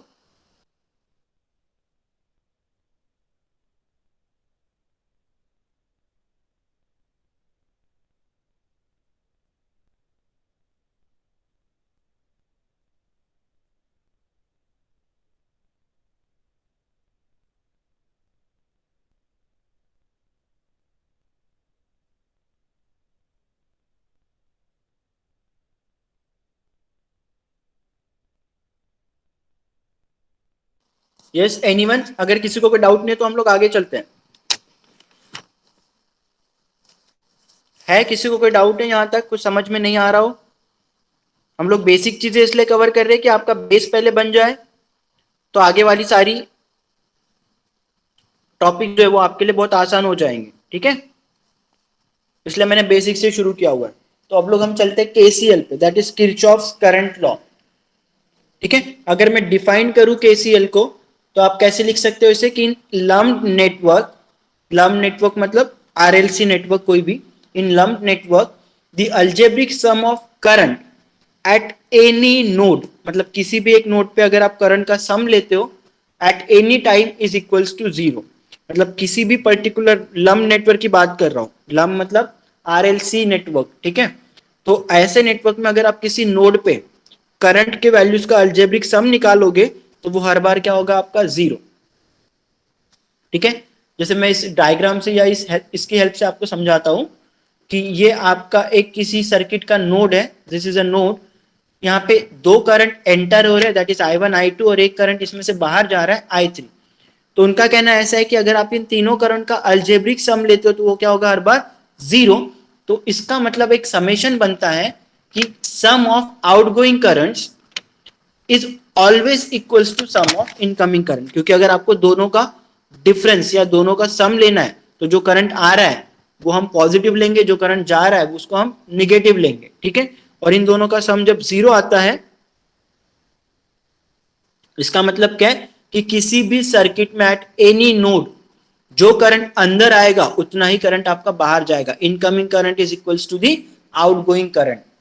ठीक है, जैसे यहाँ पे मैंने अप्लाई किया हुआ है कि I1 प्लस I2 नोड के अंदर आ रहा है, तो I1 प्लस I2 होगा, और I3 नोड से जा रहा है तो माइनस क्या होगा आपका I3। ये अल्जेब्रिक सम आपका 0 है, इसका मतलब क्या, I1 plus I2 equals to I3। इसी के बेसिस पे मैंने ये लिखा हुआ है कि सर्किट में outgoing current is always equals to the incoming current. जितना करंट अंदर आएगा उतना ही करंट उस नोड से बाहर जाएगा। यह है आपका simple KCL, Kirchhoff's current law. ठीक है, अब इसी के बेसिस पे हम लोग न्यूमेरिकल सॉल्व करते हैं। ये डायग्राम मैंने आपको दिखाया हुआ है। ठीक है, सिंपल सा एक डायग्राम दिया हुआ है उन्होंने, और पूछ रहा है आपको कि find I1 I2 and I3। तो पहले डायग्राम में देख लो I1 I2 I3 कहां पर है। तो ये जो करंट दिख रहा है आपको, दिस इज I1, ये हमें निकालना है। ये I2 की वैल्यू निकालना है, ऊपर की तरफ डायरेक्शन है, और ये आपका I3। ठीक है, तो हम सिंपल KCL यूज करके यहाँ पे I1 I2 और I3 निकाल सकते हैं। बट इसके लिए हमें ये समझना है कि यहां से देखिए अब करंट कितना आ रहा है, 12 मिली एम्पियर। ठीक है, अब ये करंट यहां से होकर यहां से यहां पर, तो यहां पर भी आपका करंट कितना रहेगा, 12 मिली एम्पियर। यहां से जो करंट बाहर बाहर जा रहा है वो क्या आपका 9 मिली एम्पियर। तो यहाँ पे इनकमिंग करंट कौन सा है, एक 12 वाला, और एक क्या आ रहा है आपका I3। तो अगर मैं सिंपली लगाऊं, ये मैंने एक पॉइंट बना दिया है C, और ये A और ये B। अब मुझे निकालना है I1 I2 I3। तो मैं एक एक करके, सबसे पहले मैं I1 निकालने की बात करता हूँ। I1, तो I1 करंट आपका यहां से आ रहा है, मतलब यहां से आ रहा है। ठीक है, तो KCL अप्लाई करूंगा तो इनकमिंग करंट इस पर्टिकुलर ए नोड पे इनकमिंग करंट जो है वो आपका 8 मिली एम्पियर है, आउटगोइंग करंट जो है वो 12 मिली एम्पियर है, और I1 है। तो सिंपल फॉर्मूला लगा दो, KCL at A, incoming current 8 equals to 12 plus I 12 plus I1। तो I1 इक्वल्स टू कितना आ जाएगा आपका 4 मिली एम्पियर। निगेटिव आ रहा है, इससे हमें फर्क नहीं पड़ता है, डायरेक्शन अपोजिट है उसकी करंट की, बट हम इजीली KCL लगा के फाइंड आउट कर सकते हैं। सिमिलरली अगर आप I2 निकालना चाहते हो तो आप इस B नोड पे या इस B पे KCL लगा दो, क्योंकि यहाँ से आपको पता है 9 मिली एम्पियर आ रहा है, यहाँ ऊपर 8 जा रहा है, मतलब यहाँ से भी आउटगोइंग करंट जो है वो, यहाँ से जो आउटगोइंग करंट है वो आपका 8 मिली एम्पियर है। तो सिंपली इनकमिंग करंट जो है वो 9 मिली एम्पियर है, आउटगोइंग करंट जो है वो आपका 8 मिली एम्पियर और I2। तो 9 milli ampere is equals to 8 plus I2, तो I2 कितना आ जाएगा आपका 1 मिली एम्पियर। ठीक है, सिमिलरली I3 निकालने के लिए अप्लाई KCL एट नोड 3, या C नोड पे लगा दो। और यहाँ से I3 आ रहा है, ऊपर से आ रहा है आपका 12, ये जो आपका 12 मिली एम्पेयर आ रहा है और जा रहा है 9। तो इनकमिंग करंट जो है नोड में वो है आपका I3 प्लस 12 मिली एम्पेयर, और आउटगोइंग करंट है आपका 9 मिली एम्पेयर। तो I3 9 equals to I3 plus 12, तो I3 आ जाएगा आपका -3 मिली एम्पेयर। सिंपल क्वेश्चन था, कोई ज्यादा डिफिकल्ट नहीं था, सिर्फ आपको ये देखना है कि किस नोड पर KCL निकालने से आपको करंट का वैल्यू मिल जाएगा। क्लियर है, डाउट है इसमें किसी को कोई, अगर है तो पूछिए।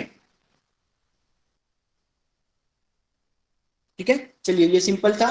नेक्स्ट क्वेश्चन देखते हैं हम लोग। Now let's look at this question, और फिर से सेम प्रॉब्लम है आपका, find I1 I2 and I3। I1 यहाँ पर दिया हुआ है सर्किट में, this is your current I1, ये करंट है आपका I2, और यहाँ से आपका जो करंट जा रहा है वो है आपका I3। तो I1 I2 I3 निकालना है। मैं चाहता हूँ कि आप लोग इस प्रॉब्लम को सॉल्व करो, सिंपल KCL लगाना है। आपको पता है कौन से नोड पे KCL लगाने से आपको I1 I2 I3 दिया होगा, बाकी यहाँ पे करंट की वैल्यूज दी हुई है।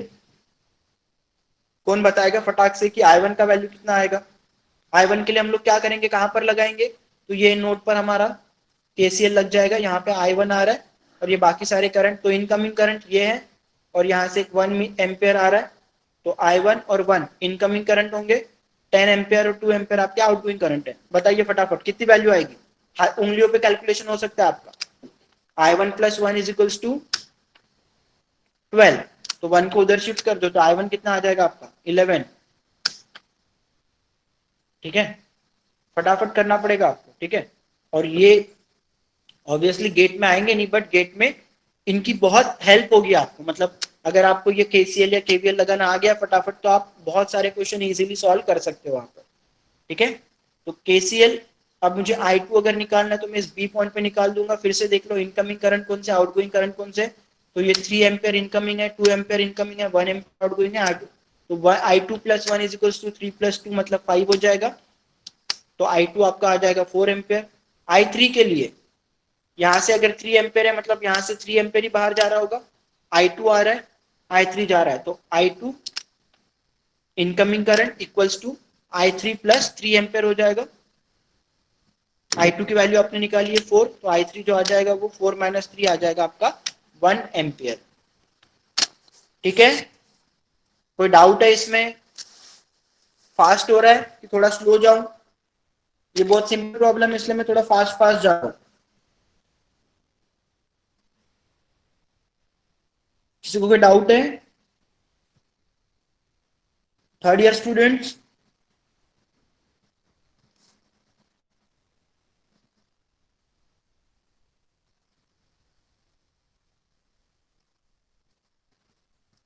हाँ, ऐसे रेस्पॉन्स करते रहिए आप, तो मुझे समझ में आए कि आपको समझ रहा है या नहीं समझ रहा है।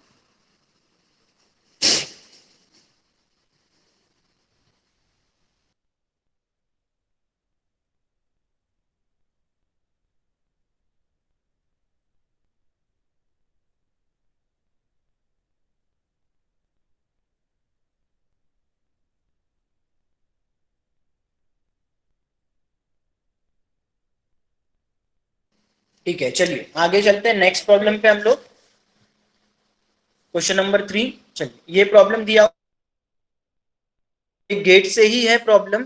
साल में लिखना भूल गया हूँ, ईयर शायद मैं लिखा ही नहीं हूँ किसी क्वेश्चन का, बट ये प्रॉब्लम गेट के पेपर से ही है। सिंपल क्वेश्चन दिया हुआ है कि फाइंड I1। I1 करंट आपका यहाँ से पास हो रहा है, ये देखिए ये I1 करंट आपको निकालना है, और चार ऑप्शन दिए हुए कि I1 का वैल्यू क्या होगा। तो बताइए कैसे निकालेंगे I1 करंट?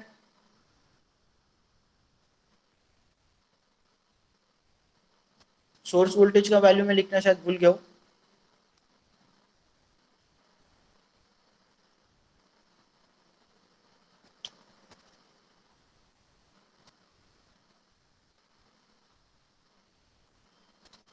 ठीक है, देखिए इसका सॉल्यूशन। सॉल्यूशन बड़ा सिंपल है, देखिए यहाँ ये करंट ऊपर की तरफ जा रहा है, बट ये बोल रहा है कि करंट I1 आपको इस डायरेक्शन में निकालना है। ठीक है, अब ये I1 अगर इस डायरेक्शन में, मतलब ये सोर्स करंट भी इसी डायरेक्शन में नीचे आना चाहिए था। ठीक है, तो हम फिलहाल इसको भूल जाते हैं, हम ये I1 निकालना है, तो I1 जो होगा वो आपका आउटगोइंग करंट। अभी फिलहाल हम इसके हिसाब से चलते हैं।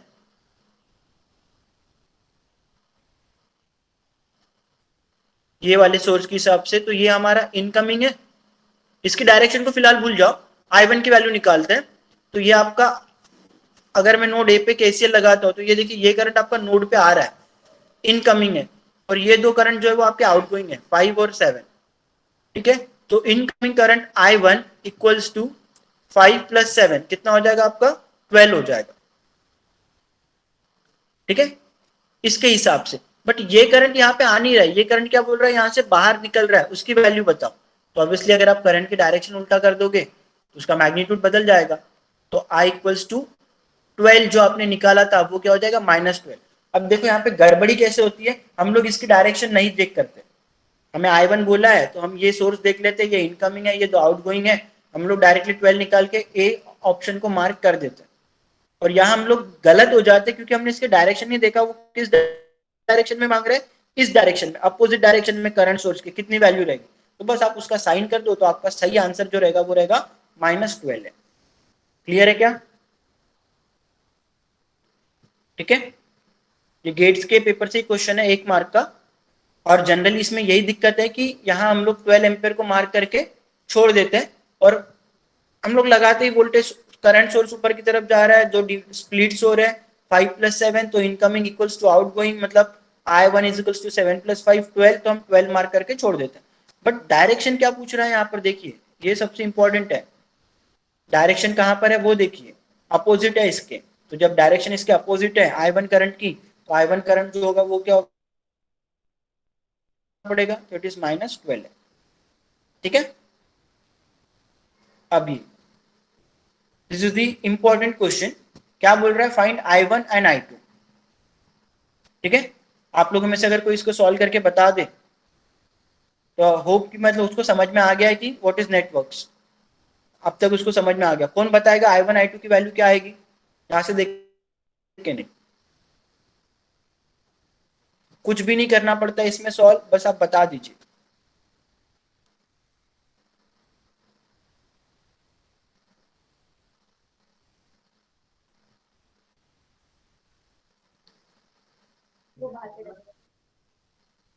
कितना? यस।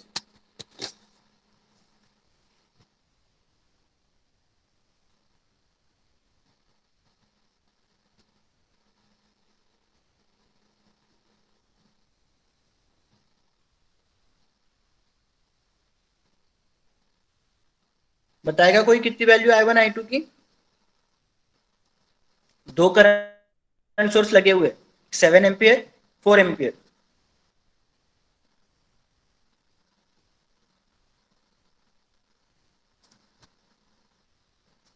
I1 7, I2 -4।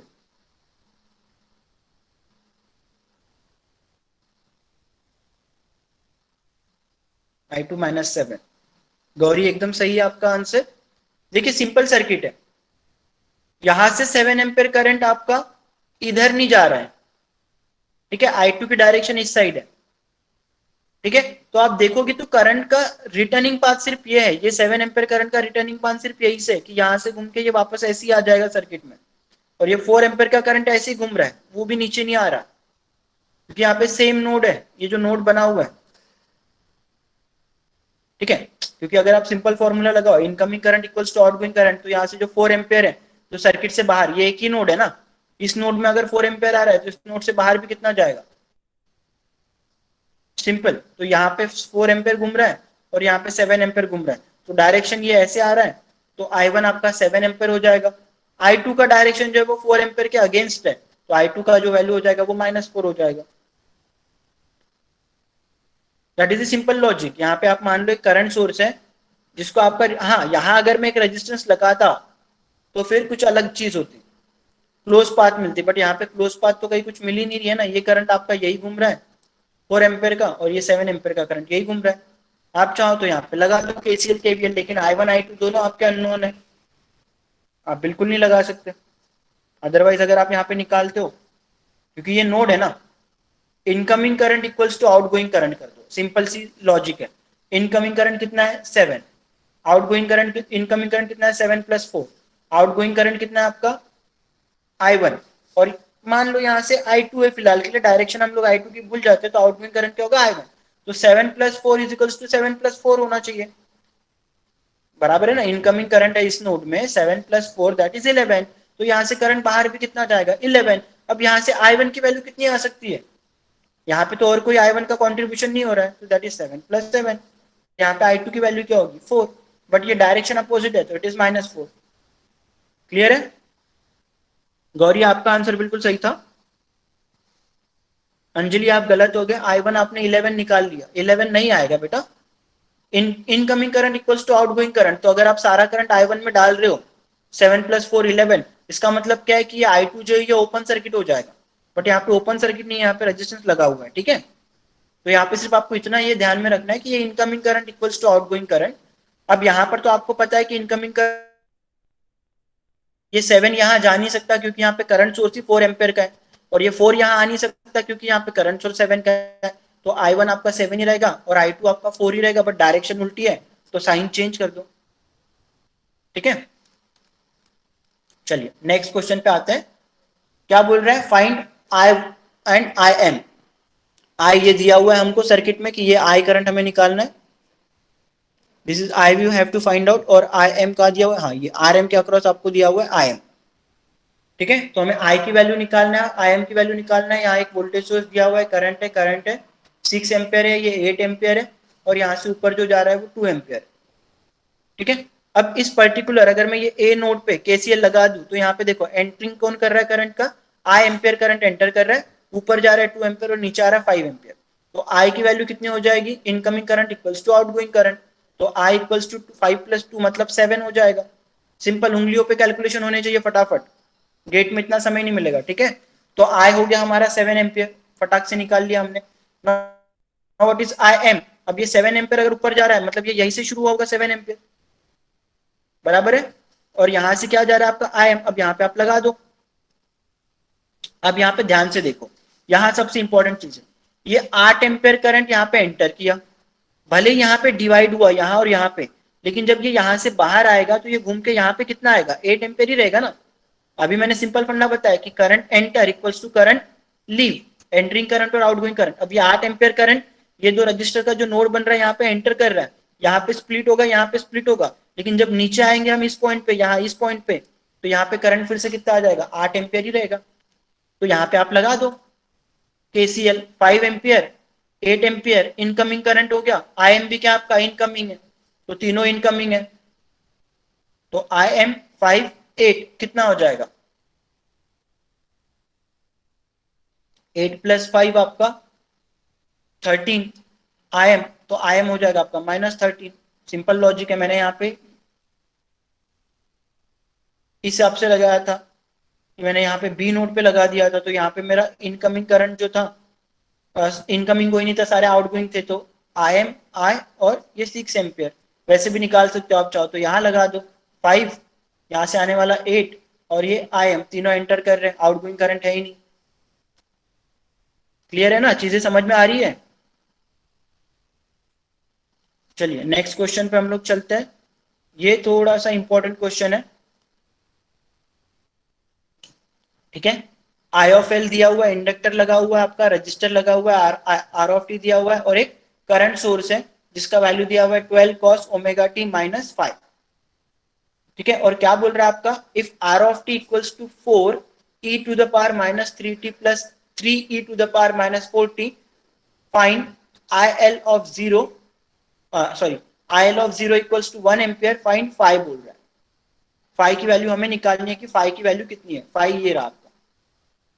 अब यहाँ पे सबसे पहला काम तो ये हो सकता है कि मैं यहाँ KCL लगा दूं ए नोट पे, incoming current equals to outgoing current, तो क्या हो जाएगा 12 cos ओमेगा टी -5, ये इनकमिंग है, प्लस यहाँ से जो करंट आ रहा है IL ऑफ टी, ये भी इनकमिंग है, और आउटगोइंग करंट क्या आपका IR of T.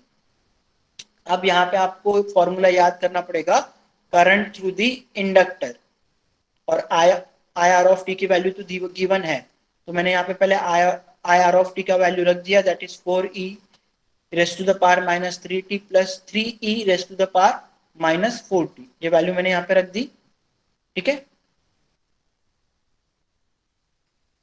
Now at t equals to 0, क्योंकि मुझे IL ऑफ 0 की वैल्यू दिया हुआ है, तो मैंने t इक्वल्स टू 0 लिया हुआ है, तो यहाँ पे t की जगह 0 पुट कर दो हर जगह आप, तो ये हो जाएगा 12 ओमेगा टी, तो हो गया आपका 0, तो 12 cos 5 plus IL of 0 4 e to the power 0 plus 3 to the power 0, e to the power 0 हो जाएगा आपका 1, तो 4 + 3 हो जाएगा आपका 7, 12 cos -5, अब cos माइनस थीटा क्या होता है आपका, cos थीटा ही होता है, तो 12 cos 5 plus IL of 0 equals to 7, ठीक है। IL ऑफ 0 की वैल्यू कितनी दी हुई है मुझे, 1 एम्पियर, तो यहाँ पे मैंने 12 cos 5 प्लस 1 इक्वल्स टू 7 लिख दिया, तो 12 cos 5 हो गया 6, मतलब cos 5 हो गया 1/2, तो 5 की वैल्यू जो निकल के आ गई वो हो गई आपकी 60 डिग्री। सिंपल था, आपको एक सिंपल KCL लगाना था, थोड़े से मैथमेटिकल कैलकुलेशन करने थे, ठीक है। cos minus theta is always cos theta, तो cos -5 is nothing but cos 5, ठीक है। तो आपका 5 का जो वैल्यू निकल के आ रहा है वो कितना आपका 60 डिग्रीज का है। क्लियर है, सबको समझ में आ गया। टी क्यों मैंने 0 पुट किया, क्योंकि मुझे IL ऑफ 0 की वैल्यू दी थी, तो टी की जगह मुझे 0 पुट करना था, तो टी की जगह मैंने 0 पुट कर दिया, तो ये वैसे ही टर्म आपके 1 1 हो गए, तो 4 + 3 आपका डायरेक्टली हो गया 7, और बाकी यहाँ पर IL ऑफ 0 की जगह उसकी वैल्यू पुट कर दो, दैट इज 1, तो आपका 5 निकल के आ जाएगा 1/2, और cos 5 1/2 होता है, तो 5 होता है आपका 60 डिग्रीज का, ठीक है। अब ये क्वेश्चन है, ये क्वेश्चन इंपॉर्टेंट है, इंपॉर्टेंट इसलिए क्योंकि यहाँ पर पहली बार मैंने डिपेंडेंट सोर्स यूज किया हुआ है, या ये क्वेश्चन ही आपका डिपेंडेंट सोर्स के बारे में है, ठीक है। सर्किट ध्यान से देखो, और आपको क्या फाइंड आउट करने बोला है, IA IB और IC की वैल्यू। डिपेंडेंट सोर्स है, डिपेंडेंट कैसे पता चला, क्योंकि देखिए ये जो करंट सोर्स है इसका वैल्यू है 0.1 into V X. What is V X? V X is nothing but voltage across this resistance. ये रेजिस्टेंस के अक्रॉस जो वोल्टेज है वो आपका वी एक्स है, और ये डिपेंडेंट सोर्स है क्योंकि ये किस पे डिपेंड कर रहा है? वी एक्स की वैल्यू पे डिपेंड कर रहा है, तो ये आपका डिपेंडेंट सोर्स है। ये दोनों इंडिपेंडेंट है but this is your dependent source, और आपको निकालना आई ए, आई बी और आई सी।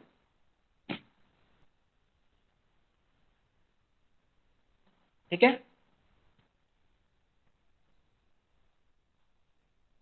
तो कैसे निकालेंगे? तो यहाँ पे ध्यान से देखिए, ये वाला जो नोड है ये आपका आई ए है, यहाँ से जो करंट एंटर कर रहा है, रेजिस्टेंस इसका दिया 18 ओम्स। एक मैं मान लेता हूँ कि नीचे साइड ग्राउंडिंग है क्योंकि क्लोज पाथ तो बनानी पड़ेगी। ठीक है, अब आई ए का वैल्यू अगर मैं निकालूं तो I nothing but V X, voltage divided by resistance, तो वी एक्स बाय 18 हो जाता है। इस सर्किट में ऊपर से जो करंट आ रहा है आई एक्स, रजिस्टर के अक्रॉस का वोल्टेज दिया हुआ है दैट इज वी एक्स, और रेजिस्टेंस की वैल्यू दी 18, तो I is simply V by R, it is V X by 18। ये आई ए का वैल्यू हो गया। आई बी यहाँ पे भी निकाल देता हूँ, तो यहाँ पे भी अगर वोल्टेज वी एक्स है, मतलब इस नोड का वोल्टेज अगर वी एक्स है, तो सेम वी एक्स वोल्टेज इस नोड का भी होना चाहिए क्योंकि इनके बीच में कोई रेजिस्टेंस नहीं है। सेम वी एक्स वोल्टेज इस नोड पे भी होना चाहिए क्योंकि इन दोनों के बीच में भी कोई रेजिस्टेंस नहीं है, और सेम वी एक्स वोल्टेज इस नोड पे भी होना चाहिए क्योंकि यहाँ भी रेजिस्टेंस नहीं है। तो अगर मैं वोल्टेज फिर से यहाँ पे वी एक्स मान के चलूँ, तो what is I C is nothing but V by R, मतलब वी एक्स बाय क्या हो जाएगा आपका 9, तो आई सी की वैल्यू भी ऐसी आ गई वी एक्स बाय 9।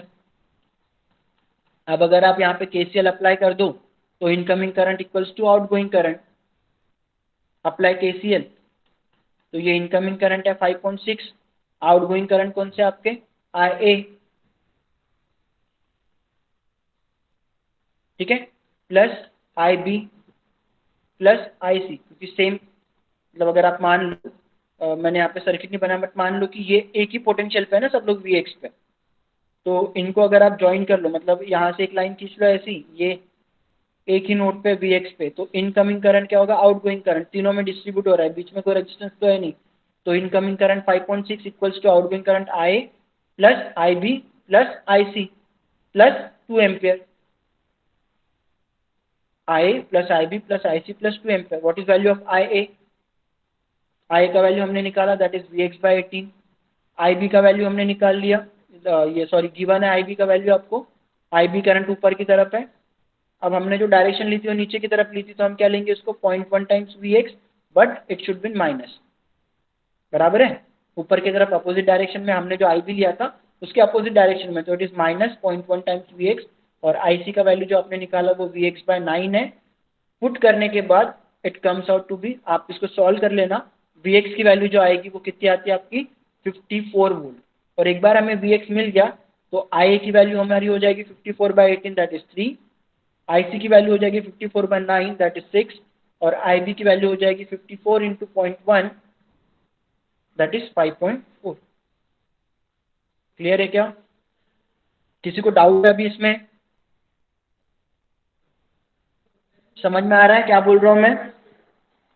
अगर फास्ट हो रहा है तो बताइए कि सर फास्ट हो रहा है, तो हम इसको थोड़ा सा स्लो भी कर सकते हैं, बट प्रॉब्लम को सॉल्व करना इंपॉर्टेंट है, और आपको तो पता है गेट में आपके पास टाइम इज द मनी, आप टाइम बिल्कुल वेस्ट नहीं कर सकते हो। अगर आपको श्योर शॉट है कि आप इसको सॉल्व कर सकते हो तो ही आप उस पर टाइम स्पेंड करो, अदरवाइज टाइम वेस्ट करके कोई मतलब नहीं बनेगा, rather go for next question. तो इसलिए आपको ट्रिक्स ही पता होनी चाहिए। ठीक है, कैसे किया मैंने इसको, तो मुझे एक पता है यहाँ पर कि ये वोल्टेज सोर्स जो है इनके बीच में यहाँ पर ये जो करंट है यहाँ पर कोई रेजिस्टेंस नहीं है, मतलब यहाँ पे भी वी एक्स है, सेम वी एक्स यहाँ पर है, सेम वी एक्स यहाँ पर है और सेम यहाँ पर है, तो इसको एक साथ एक नोड पे ही जोड़ दो, तो उस नोड पे ये इनकमिंग करंट है और ये सारे उस नोड से आउटगोइंग करंट है।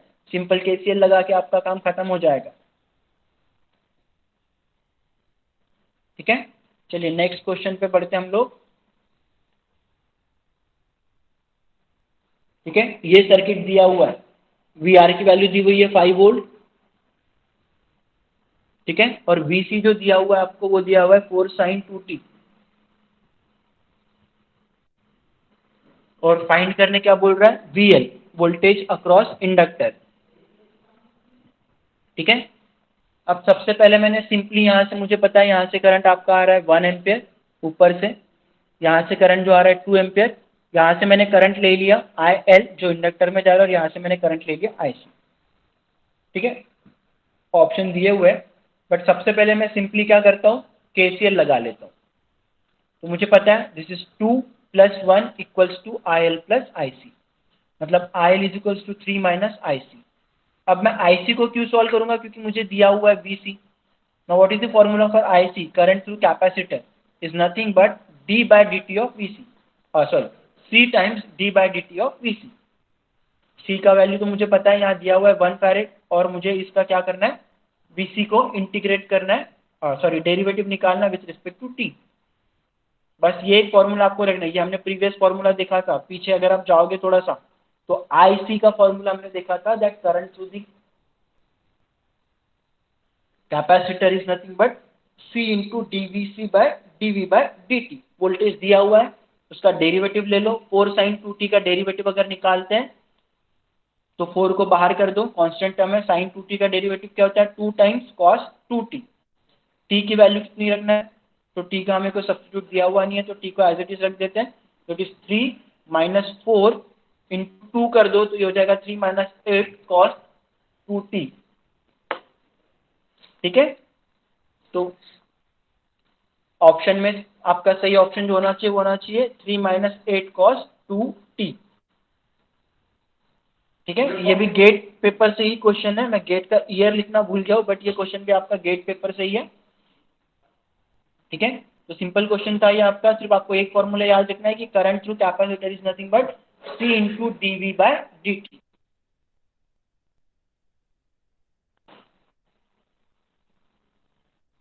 ठीक है, क्लियर है यहाँ तक, किसी को कोई डाउट है यहाँ तक? एक लास्ट क्वेश्चन देख लेते हैं हम लोग केसीएल में। ये तो हो गया। ओके, सॉरी ये प्रॉब्लम पूरा हुआ नहीं ना शायद, हमें क्या निकालना था, वीएल निकालना था, हमने अभी आईएल निकाला। Okay, sorry sorry sorry. ठीक है, तो हमने अभी आईएल निकाला है। Now what is VL? ठीक है, वोल्टेज अक्रॉस इंडक्टर, तो voltage across inductor is given by L times d/dt of IL. ठीक है, तो हमें वीएल निकालना है, सॉरी मैं आईएल निकाल के छोड़ दिया था, तो मतलब भूल गया था। VL is equals to L d/dt of IL, तो आईएल की वैल्यू आपकी आगे दैट इज 3 - 8 cos 2t, तो it is d/dt of 3 - 8 cos 2t, तो VL equals to 2 times 16 sin 2t, तो VL is equals to 32 sin 2t। d/dt अगर आप cos 2 करोगे तो वही आता है फिर से आपका दिस 2 टाइम्स sin 2t, तो 8 × 2 हो जाएगा आपका 16 sin 2t, तो इट इज 32 sin 2t, और 3 तो कांस्टेंट है, इसका तो डेरिवेटिव 0 हो जाना है। ठीक है, तो देखिए यहाँ पे ऑप्शन में दोनों दिए थे, तो आपका जो सही आंसर है वो क्या होना चाहिए, 32 sin 2t। अगर किसी ने सिर्फ आईएल निकाल के ही ऑप्शन मार्क कर दिया होगा तो फिर वो गलत हो जाता है, जैसे मैंने अभी कहा किया था कि मैंने आईएल निकाल लिया और मैंने ऑप्शन बता दिया कि ए है, बट आपको एक्चुअल में क्या निकालना है, V L which is 32 sin 2t। ठीक है, चलिए एक और नेक्स्ट प्रॉब्लम देखते हैं आपके केसीएल पे।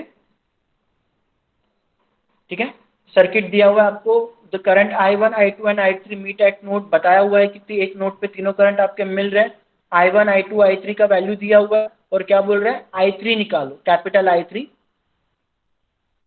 तो सिंपल हम केसीएल लगा सकते हैं, incoming current equals to outgoing current, तो इनकमिंग करंट जो है वो हमारा I1 है, और आउटगोइंग करंट जो है वो हमारा I2 और I3 है, तो I1 is equals to I2 plus I3। I1 की वैल्यू जो है वो 3 cos omega T is equals to I2 4 sin omega T plus I3, तो I3 का वैल्यू सब्स्टिट्यूट कर दो। अब I3 को एकदम से बाहर कर दो वहां से, ये 4 sin ओमेगा टी उधर चला जाएगा, 3 cos omega T minus 4 sin omega T. Now the important thing is here कि अगर आप इसको ऐसे ही सॉल्व करने जाओगे तो इसमें रात लग जाएगी, इतना कॉम्प्लिकेटेड हमें नहीं करना है। तो हमें सिर्फ फॉर्मूला यहाँ पे ये देखना है कि यहाँ पे कॉस की टर्म है, इस साइड में आपके कॉस और साइन दोनों की टर्म है, तो आपको कुछ भी करके इस साइन की टर्म को कॉस में कन्वर्ट करना है। ठीक है, अगर ये कॉस की टर्म में होती है तो हमें सिर्फ क्या निकालना है, मैग्नीट्यूड निकालना है, हमें 5i तो निकालना नहीं है, हमें सिर्फ मैग्नीट्यूड चाहिए, तो मुझे कुछ भी करके ये साइन की टर्म को क्या करना है, कॉस की टर्म में कन्वर्ट करना है। तो उसके लिए एक सिंपल फॉर्मूला आपके पास होता है, अगर आपको फॉर्मूला याद होगा कि sine omega T plus minus 90 degree क्या होता है आपका, plus minus cos omega T, और cos omega T plus minus 90 degree क्या होता है, minus plus sine omega T. तो देखो ये माइनस की टर्म है, माइनस साइन ओमेगा टी, तो ये माइनस साइन ओमेगा टी को मैं लिख सकता हूँ cos omega T plus 90 degrees, मतलब ये हो जाएगा आपका 4 cos omega T plus 90 degrees, 4 cos omega T plus minus, या प्लस माइनस नहीं होना चाहिए, सिंपली प्लस 90 डिग्रीज। अब देखिए ये भी कॉस की टर्म है, ये भी कॉस की टर्म है, तो ये बाकी पैरामीटर छोड़ दो, मैग्नीट्यूड को देखो क्योंकि आपको I3 निकालना है। तो मैग्नीट्यूड का फॉर्मूला क्या होता है, under root of 3 square plus 4 square, तो 9 प्लस 16, उसका स्क्वायर रूट निकाल लो, कितना आ जाएगा आपका 5, तो I3 कितना आ जाएगा आपका 5। तो वैसे ही इसको सॉल्व करने में बहुत समय लग जाएगा, बट आपको इसको सॉल्व करना ही नहीं है, आपको क्या निकालना था, I3 मैग्नीट्यूड है, तो मुझे कुछ भी करके इस साइन को कॉस की टर्म में लाना है। साइन को कॉस के टर्म में कैसे लाया जाता है, तो ये माइनस साइन है, तो इसको आप लिख सकते हो कॉस ओमेगा टी प्लस 90, और एक बार ये कॉस में आ गया, ये सारे टर्म्स छोड़ दो, कॉस की टर्म को, मैग्नीट्यूड को निकाल लो, तो 3 square plus 4 square that is under root of 25 that is 5। Clear है? तो ये प्रॉब्लम इसीलिए इंपॉर्टेंट है क्योंकि यहाँ पर आपको अगर सॉल्व करने जाओ तो बहुत समय लगेगा, बट आपको ट्रिक पता है अगर, तो आप इसको बहुत इजीली सॉल्व कर सकते हैं, you can easily find out I3। ठीक है, एंड द लास्ट क्वेश्चन, ये थोड़ा इंपॉर्टेंट है, ये बहुत बार गेट में भी पूछा जाता है और IES की एग्जाम में भी पूछा जाता है। ठीक है, इसलिए मैंने इसको यहाँ पे कवर किया हुआ है। ठीक है, सर्किट आपके सामने है। ठीक है, अब इस टाइप के प्रॉब्लम में जो पहली चीज हमें करनी होती है वो ये होती है कि अगर आपका सर्किट जिगजैग है, जैसे यहाँ पे आपको दिख रहा है ये वेव्स बनी हुई है जी, ऊपर नीचे, तो ऐसे सर्किट में हम इसको ऐसे तो सॉल्व नहीं कर सकते। तो जहां पे भी आपको ऐसे किसी टाइप का सर्किट दिखता है ना, पहली चीज आपके दिमाग में आनी चाहिए कि आपको इसको रीड्रॉ करना है। क्या करोगे आप, सबसे पहले इसको रीड्रॉ करोगे। अब इसको रीड्रॉ करने के लिए थोड़ी सी चीज सोचो, मान लीजिए मैंने इसको ए लिया, ठीक है, यहाँ पे रेजिस्टेंस है, इसको मान लेते बी है। ठीक है, ये एक नोड है जो मतलब यहाँ से स्प्लिट हो रहा है, तो ये बी। अब देखिए यहाँ से लेकर ये पाथ जो बनी है जहाँ से करंट I1 जा रहा है, इनके बीच में तो कोई रेजिस्टेंस नहीं है, मतलब जो वोल्टेज यहाँ अप्लाई होगा वही सेम वोल्टेज यहाँ अप्लाई होगा, मतलब ये भी ये नोड ही ले लो, या इस नोड पे भी सेम वोल्टेज होगा। सेम अगर इसके साथ करोगे तो ये जो पाथ जा रहा है इसमें भी कोई रेजिस्टेंस नहीं है, दिख रहा है कि आपको कोई रेजिस्टेंस पे नहीं, तो जो वोल्टेज यहाँ होगा सेम वोल्टेज आएगा, तो ये बी। फिर यहाँ से देखो अगर आप सेम प्रोसेस, तो यहाँ से जो I2 करंट जा रहा है उसके पाथ में भी कोई रेजिस्टेंस नहीं है, ये सेम ए नोड हो गया, ये आपका सेम हो गया, मतलब ये पूरा सर्किट जो है वो दो नोड के बीच में फंसा हुआ है, एक ए और एक बी। तो मैंने पहले ऊपर ए नोड बना लिया और नीचे बना लिया बी, और फिर मैंने यहाँ से एक एक करके एलिमेंट उठा, ए और बी के बीच में पहले एक रेजिस्टेंस लगा दिया 25 ओम सुपर 5 नीचे प्लस माइनस।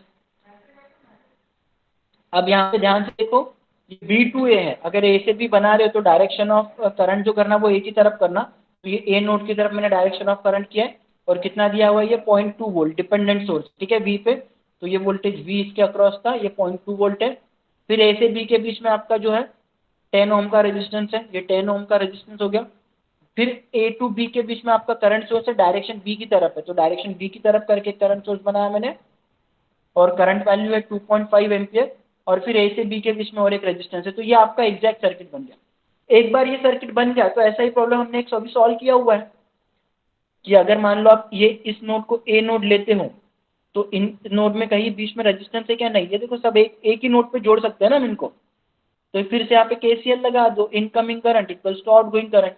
इनकमिंग करंट कौन सा है, तो ये सिर्फ एक इनकमिंग करंट है 0.2 V, और ये बाकी सब क्या आपके आउटगोइंग करंट, तो 0.2 V इक्वल्स टू ये वाला करंट मैंने I25 मतलब current through 25 ohm resistor, I10 मतलब करंट टू 10 ओम रजिस्टर, और I100 current to 100 ohm resistor plus 2.5 incoming current equals to outgoing, क्योंकि ये करंट जो है वो सर्किट में जा रहा है, इस नोड पे जा रहा है। ठीक है, और सेम नोड क्यों है, क्योंकि ना यहाँ रेजिस्टेंस लगा हुआ है, ना यहाँ पर है, ना यहाँ है, ना यहाँ है, कहीं भी कोई भी रेजिस्टेंस नहीं है इस पाथ में, ये वाली पाथ में, मतलब ये एक ही नोड है आपकी, तो एक नोड में करंट एंटर और current outgoing, input current equals to output current, इसके हिसाब से मैंने बता लिया। अब I25 अगर आपको निकालना है करंट थ्रू 25 ओम रजिस्टर, तो क्या सिंपल फॉर्मूला बनता है, it is V/25 voltage by resistance. I10 की वैल्यू निकालोगे तो सेम वोल्टेज यहाँ अप्लाई होगा ना, V वोल्टेज अप्लाई होगा, ये नोड पे अगर वोल्टेज V है तो इट इज V/10, निकाल सकते हैं हम लोग V/25 V/10 V/100 2.5, तो V का वैल्यू कितना आ जाएगा, तो सॉल्व करेंगे इसको तो V का वैल्यू आ जाएगा आपका 50 वोल्ट, और एक बार आपको V मिल गया तो 0.2V निकालना है आपको, तो 0.2V कितना आ जाएगा आपका, 50 इंटू 0.2 कितना आ जाएगा, it is simply 1, sorry 50 into 0.2, हाँ 1 ही आएगा, ठीक है। बट अब हमें निकालना क्या है, हमें ये नहीं निकालना था, हमें निकालना था I1 I2 I3 I4। अब I25 की वैल्यू मिल गई कि यहाँ से कितना करंट जा रहा है, ये है आपका I1। तो यहाँ पे तो सिंपल फॉर्मूला, अगर नोड ए पे मैं KCL लगाऊं तो input current equals to output current. अब इनपुट तो कुछ है नहीं, दोनों करंट आपके आउटपुट हो रहे हैं, मतलब I1 is same as I25 होना चाहिए। What is the value of I25, we have calculated here 50/25 मतलब 2 एम्पियर। तो I1 करंट कितना हो जाएगा आपका 2 एम्पियर, सिंपली लिख सकता हूँ मैं, ठीक है। सॉरी माइनस में जाएगा डायरेक्शन, तो I1 equals to -2 ampere. I2 की वैल्यू निकालना है अगर मुझे, तो सर्किट के हिसाब से I2 कहाँ से जा रहा है, यहाँ से। अब इस पॉइंट पे या इस नोड पे अगर आप देखोगे तो इनपुट करंट कौन से हैं, तो देखो I2 I10 वाला करंट, ये 10 ओम रजिस्टर वाला करंट बाहर जा रहा है, ये भी बाहर जा रहा है और ये अंदर की तरफ आ रहा है। तो 0.2V incoming current is equals to I2 plus I10।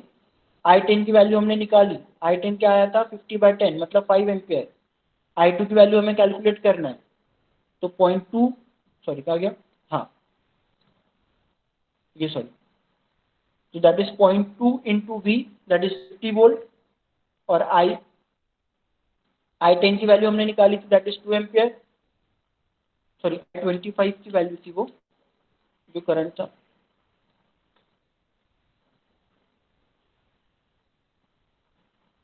.2 I10 और यहाँ से I2 सॉरी, और ये करंट भी आपका इनकमिंग होगा I1। ओके मैंने अच्छा मैंने rather than putting on this note, मैंने इस नोट से निकाला हुआ है, I put on this note, ठीक है, मैंने इस नोट से निकाला हुआ है। तो पहले मैं यहाँ से I3 करंट निकाल लूँ, तो I3 is nothing but I3 यहाँ पे इनपुट हो रहा है, 2.5 एम्पियर यहाँ पे इनपुट हो रहा है, और ये भी करंट यहाँ पे इनपुट हो रहा है, तीनों करंट यहाँ पे इनपुट हो रहे हैं, आउटगोइंग कुछ नहीं जा रहा है, तो मैंने वो यहाँ पे निकाला हुआ है, ठीक है। सेम अगर आपको I4 निकालना है तो आप यहाँ पे सिंपली लगा दो I100 और I4, incoming current equals to outgoing current. I100 incoming है, तो I100 की वैल्यू हमने निकाली थी जो वो कितनी थी 1/2 एम्पियर मतलब 0.5 एम्पियर, तो I4 भी आपका कितना हो जाएगा 0.5। इस नोड पे आप लगा लो तो आपको I2 की वैल्यू मिल जाएगी, incoming current equals to outgoing current. I2 incoming है 2.5 एम्पियर और I100 आउटगोइंग है, ठीक है। I3 आपका इनकमिंग है 2.5 और I100 आपका आउटगोइंग है 1.2, 2.5 I2 हो जाएगा आपका 3 एम्पियर। क्लियर है, तो ये हमारा आखिरी क्वेश्चन था KCL का, और ये क्वेश्चन इसलिए इंपॉर्टेंट था क्योंकि आपको यहाँ पे जिगजैग सर्किट में डायरेक्टली आप सॉल्व करने जाओगे तो बहुत दिक्कत हो जाएगी, इसलिए पहले इसका सिंप्लीफाइड सर्किट बना लो, डिपेंडेंट वोल्टेज सोर्स, और एक बार आपने सारे करंट निकाल लिए तो बहुत आसान हो जाएगा फिर यहाँ पे KCL लगाना, ठीक है। तो ये हो गया आपका KCL। किसी को कोई डाउट है क्या KCL में, एनी वन, अगर है तो आप पूछिए।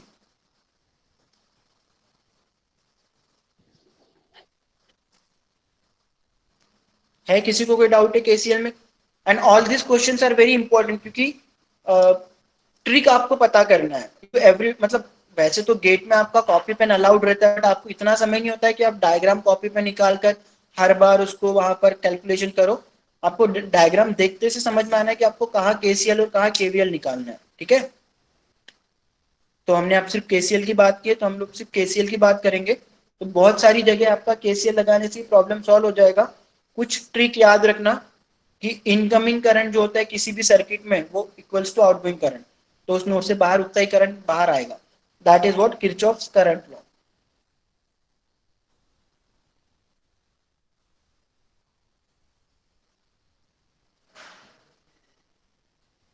यस एनीवन, किसी को कोई डाउट आ रहा है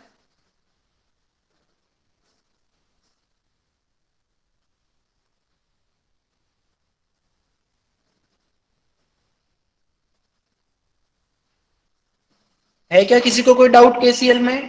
third year students, final year वाले जो गेट के लिए अपेयर कर रहे हैं, उनमें से किसी को?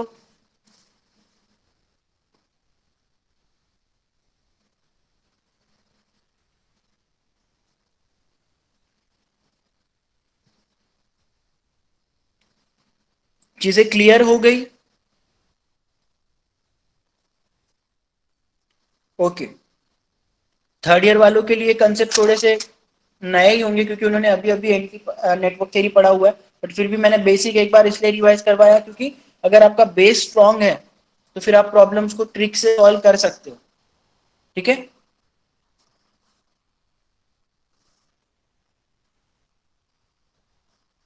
तो चलिए आगे हम लोग देख लेते हैं। प्रॉब्लम्स तो नहीं बट हम लोग केवीएल देख लेते हैं, सिंपल प्रॉब्लम देख लेते हैं। सेकंड जो इंपॉर्टेंट चीज होती है वो होता है आपका केवीएल, किरचॉफ्स वोल्टेज लॉ। इसका भी सेम फंडा है बट लॉ थोड़ा सा अलग है कि केवीएल के हिसाब से किसी भी लंब नेटवर्क में जो कि एक क्लोज पाथ नेटवर्क है वहां पर अगर आप सारे वोल्टेजेस का सम लेते हो तो it is always zero. In any lumped network the algebraic sum of voltage in any close path, मतलब अगर वो नेटवर्क एक क्लोज पाथ में है तो वहां पर अगर आप वोल्टेजेस का अलजेब्रिक सम लोगे तो वो हर बार आपको क्या मिलेगा? जीरो मिलेगा। ठीक है, जैसे ये मैंने एक लंब नेटवर्क बताया, this is R, this is L, this is C, voltage across R is V R, voltage across L is V L, voltage across C is V C. तो यहां अगर मैं केवीएल लगाता हूं तो अल्जेब्रिक सम ऑफ वोल्टेज मतलब V plus V R plus V L plus V C is always equals to zero. But यहां पर आपको पोलैरिटी बड़ी ध्यान से देखनी है। ठीक है, अब देखिए यहाँ पे आप एक स्टैंडर्ड बना लीजिए। मेरे हिसाब से जब भी मैं कोई प्रॉब्लम सॉल्व करता हूँ मैं हमेशा सेकंड सिंबल लेता हूँ। मतलब जो भी आपका वोल्टेज होगा, जैसे करंट आपको पता है कि कहां से एंट्री करता है कहां से एग्जिट करता है, तो हर बार जो सिंबल लूंगा वो करंट के एंट्री का लूंगा, मतलब करंट जहां से एंटर किया वहां पर पोलैरिटी क्या आती है। ठीक है, तो अगर मैं यहाँ पे देखो केसीएल केवीएल लगाना चाहता हूँ तो मैं यहाँ लगाऊंगा, मतलब मेरा करंट ऐसे घूम के यहाँ से एंटर करेगा तो क्या हो जाएगा? ये माइनस वी प्लस यहाँ से एंट्री करेगा प्लस वी आर, फिर यहाँ से एंट्री करेगा plus V L plus V C equals to zero. इसका मतलब v इक्वल्स टू क्या हो जाएगा? V R plus V L plus V C. ये मेरा फंडा है कि मैं हमेशा करंट जहां से एंट्री करता है वो वाली पोलैरिटी लेता हूं। आप भी एक प्रोविजनिंग कर लीजिए, एंट्री का ले लो या एग्जिट का ले लो, बट मैं जितने भी प्रॉब्लम करूंगा मैं करंट की एंट्री वाली पोलैरिटी लूंगा कि करंट जहां से एंटर करेगा वहां की पोलैरिटी क्या है, करंट के एग्जिट की नहीं लूंगा। ठीक है, तो जैसे ये वोल्टेज सोर्स है, करंट कहां से एंटर करेगा? घूम के माइनस साइड से यहां से, और फिर ऐसे घूमेगा तो माइनस वी, प्लस यहाँ पे एंट्री करेगा प्लस से तो प्लस वी आर, यहाँ पे एंट्री करेगा प्लस से तो प्लस वी एल, यहाँ पे एंट्री करेगा प्लस से तो plus V C equals to क्या होना चाहिए? जीरो। तो इसको सिंप्लीफाई करके आपको मिलेगा v is equals to V R plus V L plus V C. ये होता है आपका किरचॉफ वोल्टेज लॉ कि किसी भी क्लोज पाथ में जो वोल्टेजेस हैं उनका अलजेब्रिक सम हमेशा क्या होगा? जीरो होगा। ठीक है, तो ये एक सिंपल सर्किट ले लिया हमने और क्या बोल रहा है? फाइंड आई, और ये आई करंट इसके अंदर घूम रहा है। यहाँ पे 30 वोल्ट दिया हुआ है, ये 1 एम्पेयर का 1 ओम का रेजिस्टेंस है, यहाँ पे एक वोल्टेज सोर्स है, resistance voltage source resistance voltage source resistance. आपको क्या लगाना है यहाँ पे? सिंपल, अगर आपको आई लगाना है तो देखिए सर्किट में एक क्लोज पाथ सर्किट है, कोई और दूसरा करंट नहीं दिख रहा है, आई करंट ही फ्लो हो रहा है पूरे सर्किट में, आराम से केवीएल लगा दो। बट याद क्या रखना है आपको कि पोलैरिटी के लिए कोई एक स्टैंडर्ड फिक्स कर लो करंट की एंट्री का। तो मैं यहाँ से शुरू करूँ तो करंट यहाँ से एंट्री करेगा, सो -30, यहाँ पे प्लस, तो प्लस 1 इंटू करंट, वोल्टेज क्या होगा? आई इंटू आर, तो करंट क्या आपका आई और रेजिस्टेंस क्या? आर, तो यहाँ पे हो जाएगा आई इंटू 1, फिर यहाँ पे माइनस से एंट्री कर रहा है तो -22, फिर यहाँ पे प्लस से एंट्री कर रहा है रेजिस्टेंस से 2 ओम तो आई इंटू 2 दैट इज 2 आई, फिर यहाँ पे प्लस से एंट्री कर रहा है तो +8, फिर यहाँ पे प्लस से एंट्री कर रहा है तो 3 इंटू आई, फिर यहाँ पे माइनस से एंट्री कर रहा है तो -6, फिर प्लस से एंट्री कर रहा है तो +4 into I and so on. ये पोलैरिटी बनाना बहुत जरूरी हो जाता है, plus minus plus minus plus minus plus minus. ठीक है, अगर आपने ये उल्टी कर दी तो आपका आंसर गलत आएगा। ठीक है, तो ये देखिए मैंने यहाँ पे लगाया तो 30, दैट इज एक्चुअल में -30 होना चाहिए वो आगे, यहाँ पे मैंने इक्वल टू का साइन डाल दिया इसलिए, तो -30, और यहाँ मैंने फिर एग्जिट वाला साइन ले लिया है फिर से, तो आप मत करना ऐसे। अब मैंने यहाँ पे एग्जिट लिया तो मैंने यहाँ पे इनका प्लस ले लिया तो फिर इन सबका एग्जिट साइन माइनस, तो +30 minus I +22 -2i -8 -3i +6 -4i equals to 0। तो यहाँ से आपकी आई की वैल्यू आ जाएगी 5 एम्पियर। अब यहाँ पे एक सिंपल फंडा भी दूसरा भी लगा सकते हैं कि यहाँ पे जितने भी यहाँ पे कोई और दूसरी पाथ तो है नहीं, तो करंट का फॉर्मूला क्या होता है, V बाय आर। तो जितने भी वोल्टेजेस हैं उनको एक पोलैरिटी के हिसाब से ऐड कर दो और डिवाइडेड बाय रेजिस्टेंस कर दो। तो यहाँ पे अगर सिंपली अगर आप सेकंड मेथड भी मैंने बताई कि आई का अगर निकालना है तो सिंपली V बाय आर का फॉर्मूला अप्लाई कर दो, क्योंकि एक ही क्लोज पाथ है, सिंगल क्लोज पाथ है, इसलिए ये मेथड अप्लीकेबल है। लेकिन अगर दो क्लोज पाथ आ जाती है तो फिर ये मेथड अप्लीकेबल नहीं है। ठीक है, तो यहाँ पे वोल्टेजेस को ऐड कर दो। तो ये देखिए, ये +30 -22 +18 -6, +30 22 -8 -6, ये हो जाएगा आपका I1 कितना आ जाएगा 5।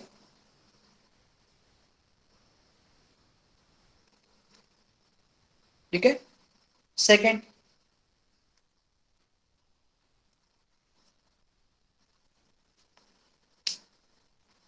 ठीक है, ये गेट का क्वेश्चन है। जहां ऑप्शन दिखेंगे समझ जाना ये गेट का क्वेश्चन ही है। तो ये गेट का क्वेश्चन है, डायग्राम दिया हुआ है, V1 V2 वोल्टेज दिए हुए हैं and find the value of E। आपको ये E का वैल्यू निकालना है। अब E का वैल्यू निकालने के लिए मेरे पास बहुत सारे ऑप्शन है, मैं KVL कहाँ से शुरू करूँ। ठीक है, बट मैंने चूज किया ये वाला पाथ। अब ये वाला पाथ क्यों, क्योंकि मुझे यहाँ पर 0 वोल्ट दिया हुआ और यहाँ पर 10 वोल्ट दिया हुआ और कुछ साइन नहीं है, इसका मतलब दिस इज ग्राउंडेड, ये टर्मिनल ग्राउंडेड है और ये 10 वोल्ट है, तो करंट ऑब्वियसली ऐसे जाएगा, higher potential to lower, 10 volt से ग्राउंड की तरफ जाएगा। तो अगर मैं यहाँ पे केवीएल लगा दूं तो फिर मैं यहाँ पे पोलैरिटी देखो, ये प्लस है ये माइनस है। ठीक है, करंट ऐसे जा रहा है, ये प्लस है ये माइनस है, ये माइनस है ये प्लस है। ठीक है, तो अगर आप लगाओगे तो दिस 10, अब 10 कैसे, इसकी एंट्री पोजीशन मुझे लेनी पड़ेगी। तो अगर ये +10 है तो एंट्री कहां से होगी, माइनस से, तो -10 -5 -E एंड -1 इक्वल्स टू 0 हो जाएगा। ये देखिए मैंने, अगर मैं यहाँ पे -10 सॉरी +10 +5 +E +1 इक्वल्स टू 0, मैंने फिर से मैंने सेकेंड पोजीशन ली हुई है, 10 +5 +E +1, तो E का वैल्यू जो आ जाता है -16 वोल्ट आ जाता है। बट ये बहुत सिंपल क्वेश्चन था, E का वैल्यू मान लो अगर आपको यहाँ पे बोला जाता कि आप इसका V2 का वैल्यू निकालो और V1 का वैल्यू निकालो, तो V2 का वैल्यू निकालने के लिए हम क्या करते हैं, V2 का सर्किट कहां से कहां तक जाते हैं, ग्राउंड तक, क्योंकि यहाँ से V2 और V1 अगर आप गलती से इस पाथ में लगा देते हो लूप यहाँ, तो ये गलत हो जाएगा, क्योंकि यहाँ पर ना तो आपको V1 की वैल्यू पता है ना V2 की पता है। तो आप वोल्टेज लेवल उस डायरेक्शन में लो जहां पे दूसरा टर्मिनल ग्राउंडेड है, यहाँ पर। तो यहाँ पे वैल्यू क्या हो जाएगी, V2, या आप -V2 ले लो, +2 वोल्ट -1 0। मेरे हिसाब से अगर आप एंट्री पॉइंट लेते हो तो मैंने यहाँ पे फिर से एग्जिट पॉइंट लिया हुआ है, तो ये +V2 -2 +1 0, +V2 -2 +1 0, तो V2 की वैल्यू आ गई 1। और अगर आपको V1 निकालना है तो आप यहाँ पर लगाओ, क्योंकि ये एक वोल्टेज 10 दिया हुआ है, इस डायरेक्शन में करंट फ्लो करवाओ, तो दिस इज V1 +4 -5 और -10, तो V1 कितना आ जाएगा आपका 11 वोल्ट। क्लियर है, सिंपल क्वेश्चन है, बस आपको ये देखना है कि आप केवीएल कहां से लगाओगे। ई निकालना तो बड़ा ही आसान है, आप उस साइड में केवीएल लगाओ जहां आपको दोनों पॉइंट के वोल्टेजेस पता है। हाँ, अब आप ये बोल रहे होगे कि -10 सर क्यों लिया, क्योंकि मैंने कहा था कि यहाँ पे ये बाय डिफॉल्ट साइन प्लस है, और जो साइन होता है वो एग्जिट का होता है। जैसे आपने इसको +5 वोल्ट दिया, मतलब ये एग्जिट का साइन ले रहे हो ना आप, आपने एंट्री का साइन थोड़ी लिया हुआ है। तो अगर आप यहाँ पे एक्जैक्टली केवीएल एंट्री पॉइंट के हिसाब से लगाते तो एंट्री पॉइंट के हिसाब से ये क्या होता, -10, ये होता +5, ये होता +E और ये होता +1 वोल्ट इक्वल्स टू 0। ठीक है, तब भी आपका आंसर सेम होता। अब जैसे मैंने यहाँ पे लगाया था तो यहाँ पे कंफ्यूजन थी, क्योंकि ये V1 आपने एग्जिट का साइन लिया, तो दिस इज V1, ये एग्जिट का साइन क्या है प्लस, तो +4 वोल्ट, ये एग्जिट का साइन क्या है माइनस, तो -5, और ये प्लस था तो इसका एग्जिट का साइन माइनस होगा, इसलिए -10 वोल्ट लिखा हुआ है। वहां अगर आपने गलती से +10 वोल्ट कर दिया तो फिर आंसर गलत है। ठीक है, तो ये एंट्री और एग्जिट पॉइंट जो है, या एंट्री और एग्जिट पोलैरिटी है, ये आपको थोड़ी सोच के लगानी है। ठीक है, एक और प्रॉब्लम देख लेते हैं, लास्ट प्रॉब्लम। ये सिंपल सर्किट दिया हुआ है और क्या बोल रहा है, फाइंड वी, यहाँ पे सर्किट में। अब यहाँ पे देखो आप, ये V वोल्टेज है, ये 4 वोल्ट है और ये 4 वोल्ट है। ठीक है, ऑप्शन दिए हुए। अब मैं चाहूं तो यहाँ से इस क्लोज लूप में, पहली वाली जो क्लोज लूप है वहां पे भी केवीएल लगा के निकाल सकता हूँ, बट फिर से ये आर है तो मुझे यहाँ पे करंट निकालना पड़ेगा। ठीक है, या तो फिर मैं डायरेक्टली आउटर में लगा लूं, क्योंकि यहाँ पर V भी अननोन आ जाएगा, I भी आ जाएगा, तो पहले मुझे I निकालना पड़ेगा और फिर उसके बाद यहाँ से V निकालना पड़ेगा। तो मैंने डायरेक्टली इनर की जगह आउटर लूप में लगा दिया, क्योंकि आउटर लूप में I भी निकल जाएगा, V भी निकल जाएगा। तो देखिए क्या लगेगा केवीएल। अब आप एंट्री मान के चलो, एग्जिट, मैं एग्जिट फिर से लेके चल रहा हूँ, तो ये +5 -4 प्लस V इक्वल्स टू 0। तो V इक्वल्स टू कितना आ गया आपका, 3 वोल्ट आ गया। डायरेक्टली V निकालना था मुझे, I निकालने की जरूरत ही नहीं पड़ी, V इक्वल्स टू 3 वोल्ट आ गया। तो V इक्वल्स टू 3 वोल्ट आपका करेक्ट आंसर है। क्लियर है। तो ये भी एक इंपॉर्टेंट है, कई बार हम लोग यहाँ पे पहले लूप में लगा देते हैं। अब पहले लूप में लगाना है तो फिर मुझे I निकालना पड़ेगा, फिर I निकालने के लिए फिर यहाँ पे वोल्टेज पकड़ो कितना, +4 वोल्ट, यहाँ पे वोल्टेज पकड़ो कितना, -4 वोल्ट, तो इसके बीच में फिर आप करंट फ्लो करवाओ। ये सारी चीजें इसलिए अच्छा बेटर आउटर में लगा दो, तो आपको सीधा V मिल जाएगा ना। This is important question. ठीक है, ये मैं चाहता हूँ कि आप लोग मुझे इसको आंसर बताओ। बहुत सिंपल क्वेश्चन है, आपको क्या निकालना है, फिर से V वोल्टेज निकालना है। ये करंट है, ये रेजिस्टेंस है और ये करंट है। बताइए कितना आना चाहिए।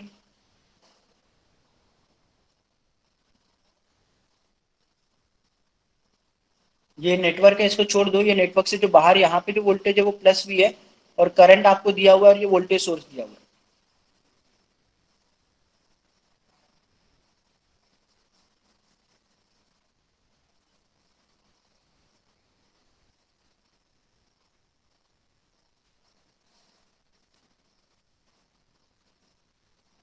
कौन बताएगा कितना आंसर आना चाहिए V का।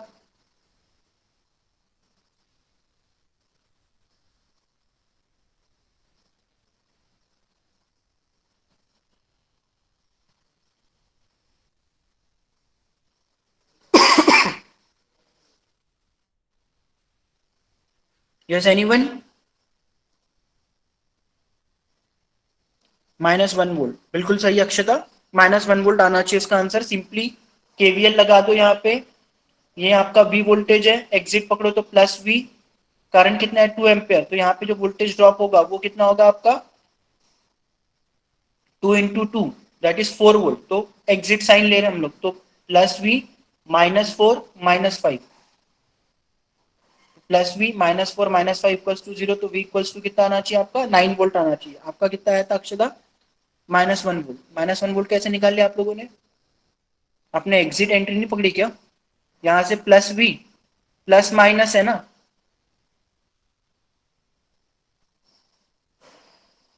आप लोग इनको ब्रेक क्यों कर, ये तो यहाँ पे आराम से केवीएल लगा सकते हैं ना हम लोग। ये यहाँ पे केवीएल लगाओ, ये वोल्टेज V है, एग्जिट एग्जिट सिंबल ले तो +V, ये करंट 2 एम्पियर है, तो यहाँ पे ड्रॉप कितना होगा 2 इंटू 2 4। तो यहाँ से एंट्री हो रही है ना करंट की प्लस माइनस, तो ये -4 वोल्ट हो जाएगा। तो V +V -4, और ये तो दिया हुआ है -5 इक्वल्स टू 0, तो V इक्वल्स टू 9 वोल्ट होना चाहिए। कैसे निकाला आप लोगों ने ना। अब यहां पर ये 9 वोल्ट आपका आंसर सही नहीं है। क्यों, क्योंकि ये आपका कोई आइडियल करंट सोर्स है क्या, नहीं। ये आपका करंट सोर्स जो है वो प्रैक्टिकल करंट सोर्स है। उन्होंने बताया कि आपको ये आइडियल करंट सोर्स है, नहीं। अब आइडियल करंट सोर्स अगर नहीं है, प्रैक्टिकल है, तो प्रैक्टिकल करंट सोर्स में आपको पता है पैरेलल में कोई ना कोई रेजिस्टेंस होता है। तो उन्होंने इस करंट सोर्स के अक्रॉस हमको वोल्टेज बताया क्या कितना है, या इस करंट सोर्स के अक्रॉस वोल्टेज ड्रॉप कितना है। तो इस केस में we don't know the voltage drop across current source, इसलिए ये 9 वोल्ट जो आंसर है हमारा वो गलत है।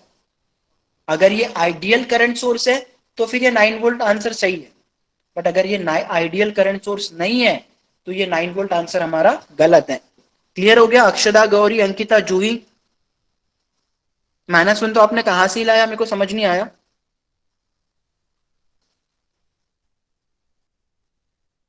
ठीक है, तो ये बहुत क्लियर करना कि अगर आपका करंट सोर्स है और उसके सीरीज में कोई रेजिस्टेंस है, तो करंट सोर्स का जो ड्रॉप है वो भी इंपॉर्टेंट है, क्योंकि ये V में ये जो करंट सोर्स है इसका भी वोल्टेज ड्रॉप इंपॉर्टेंट होगा।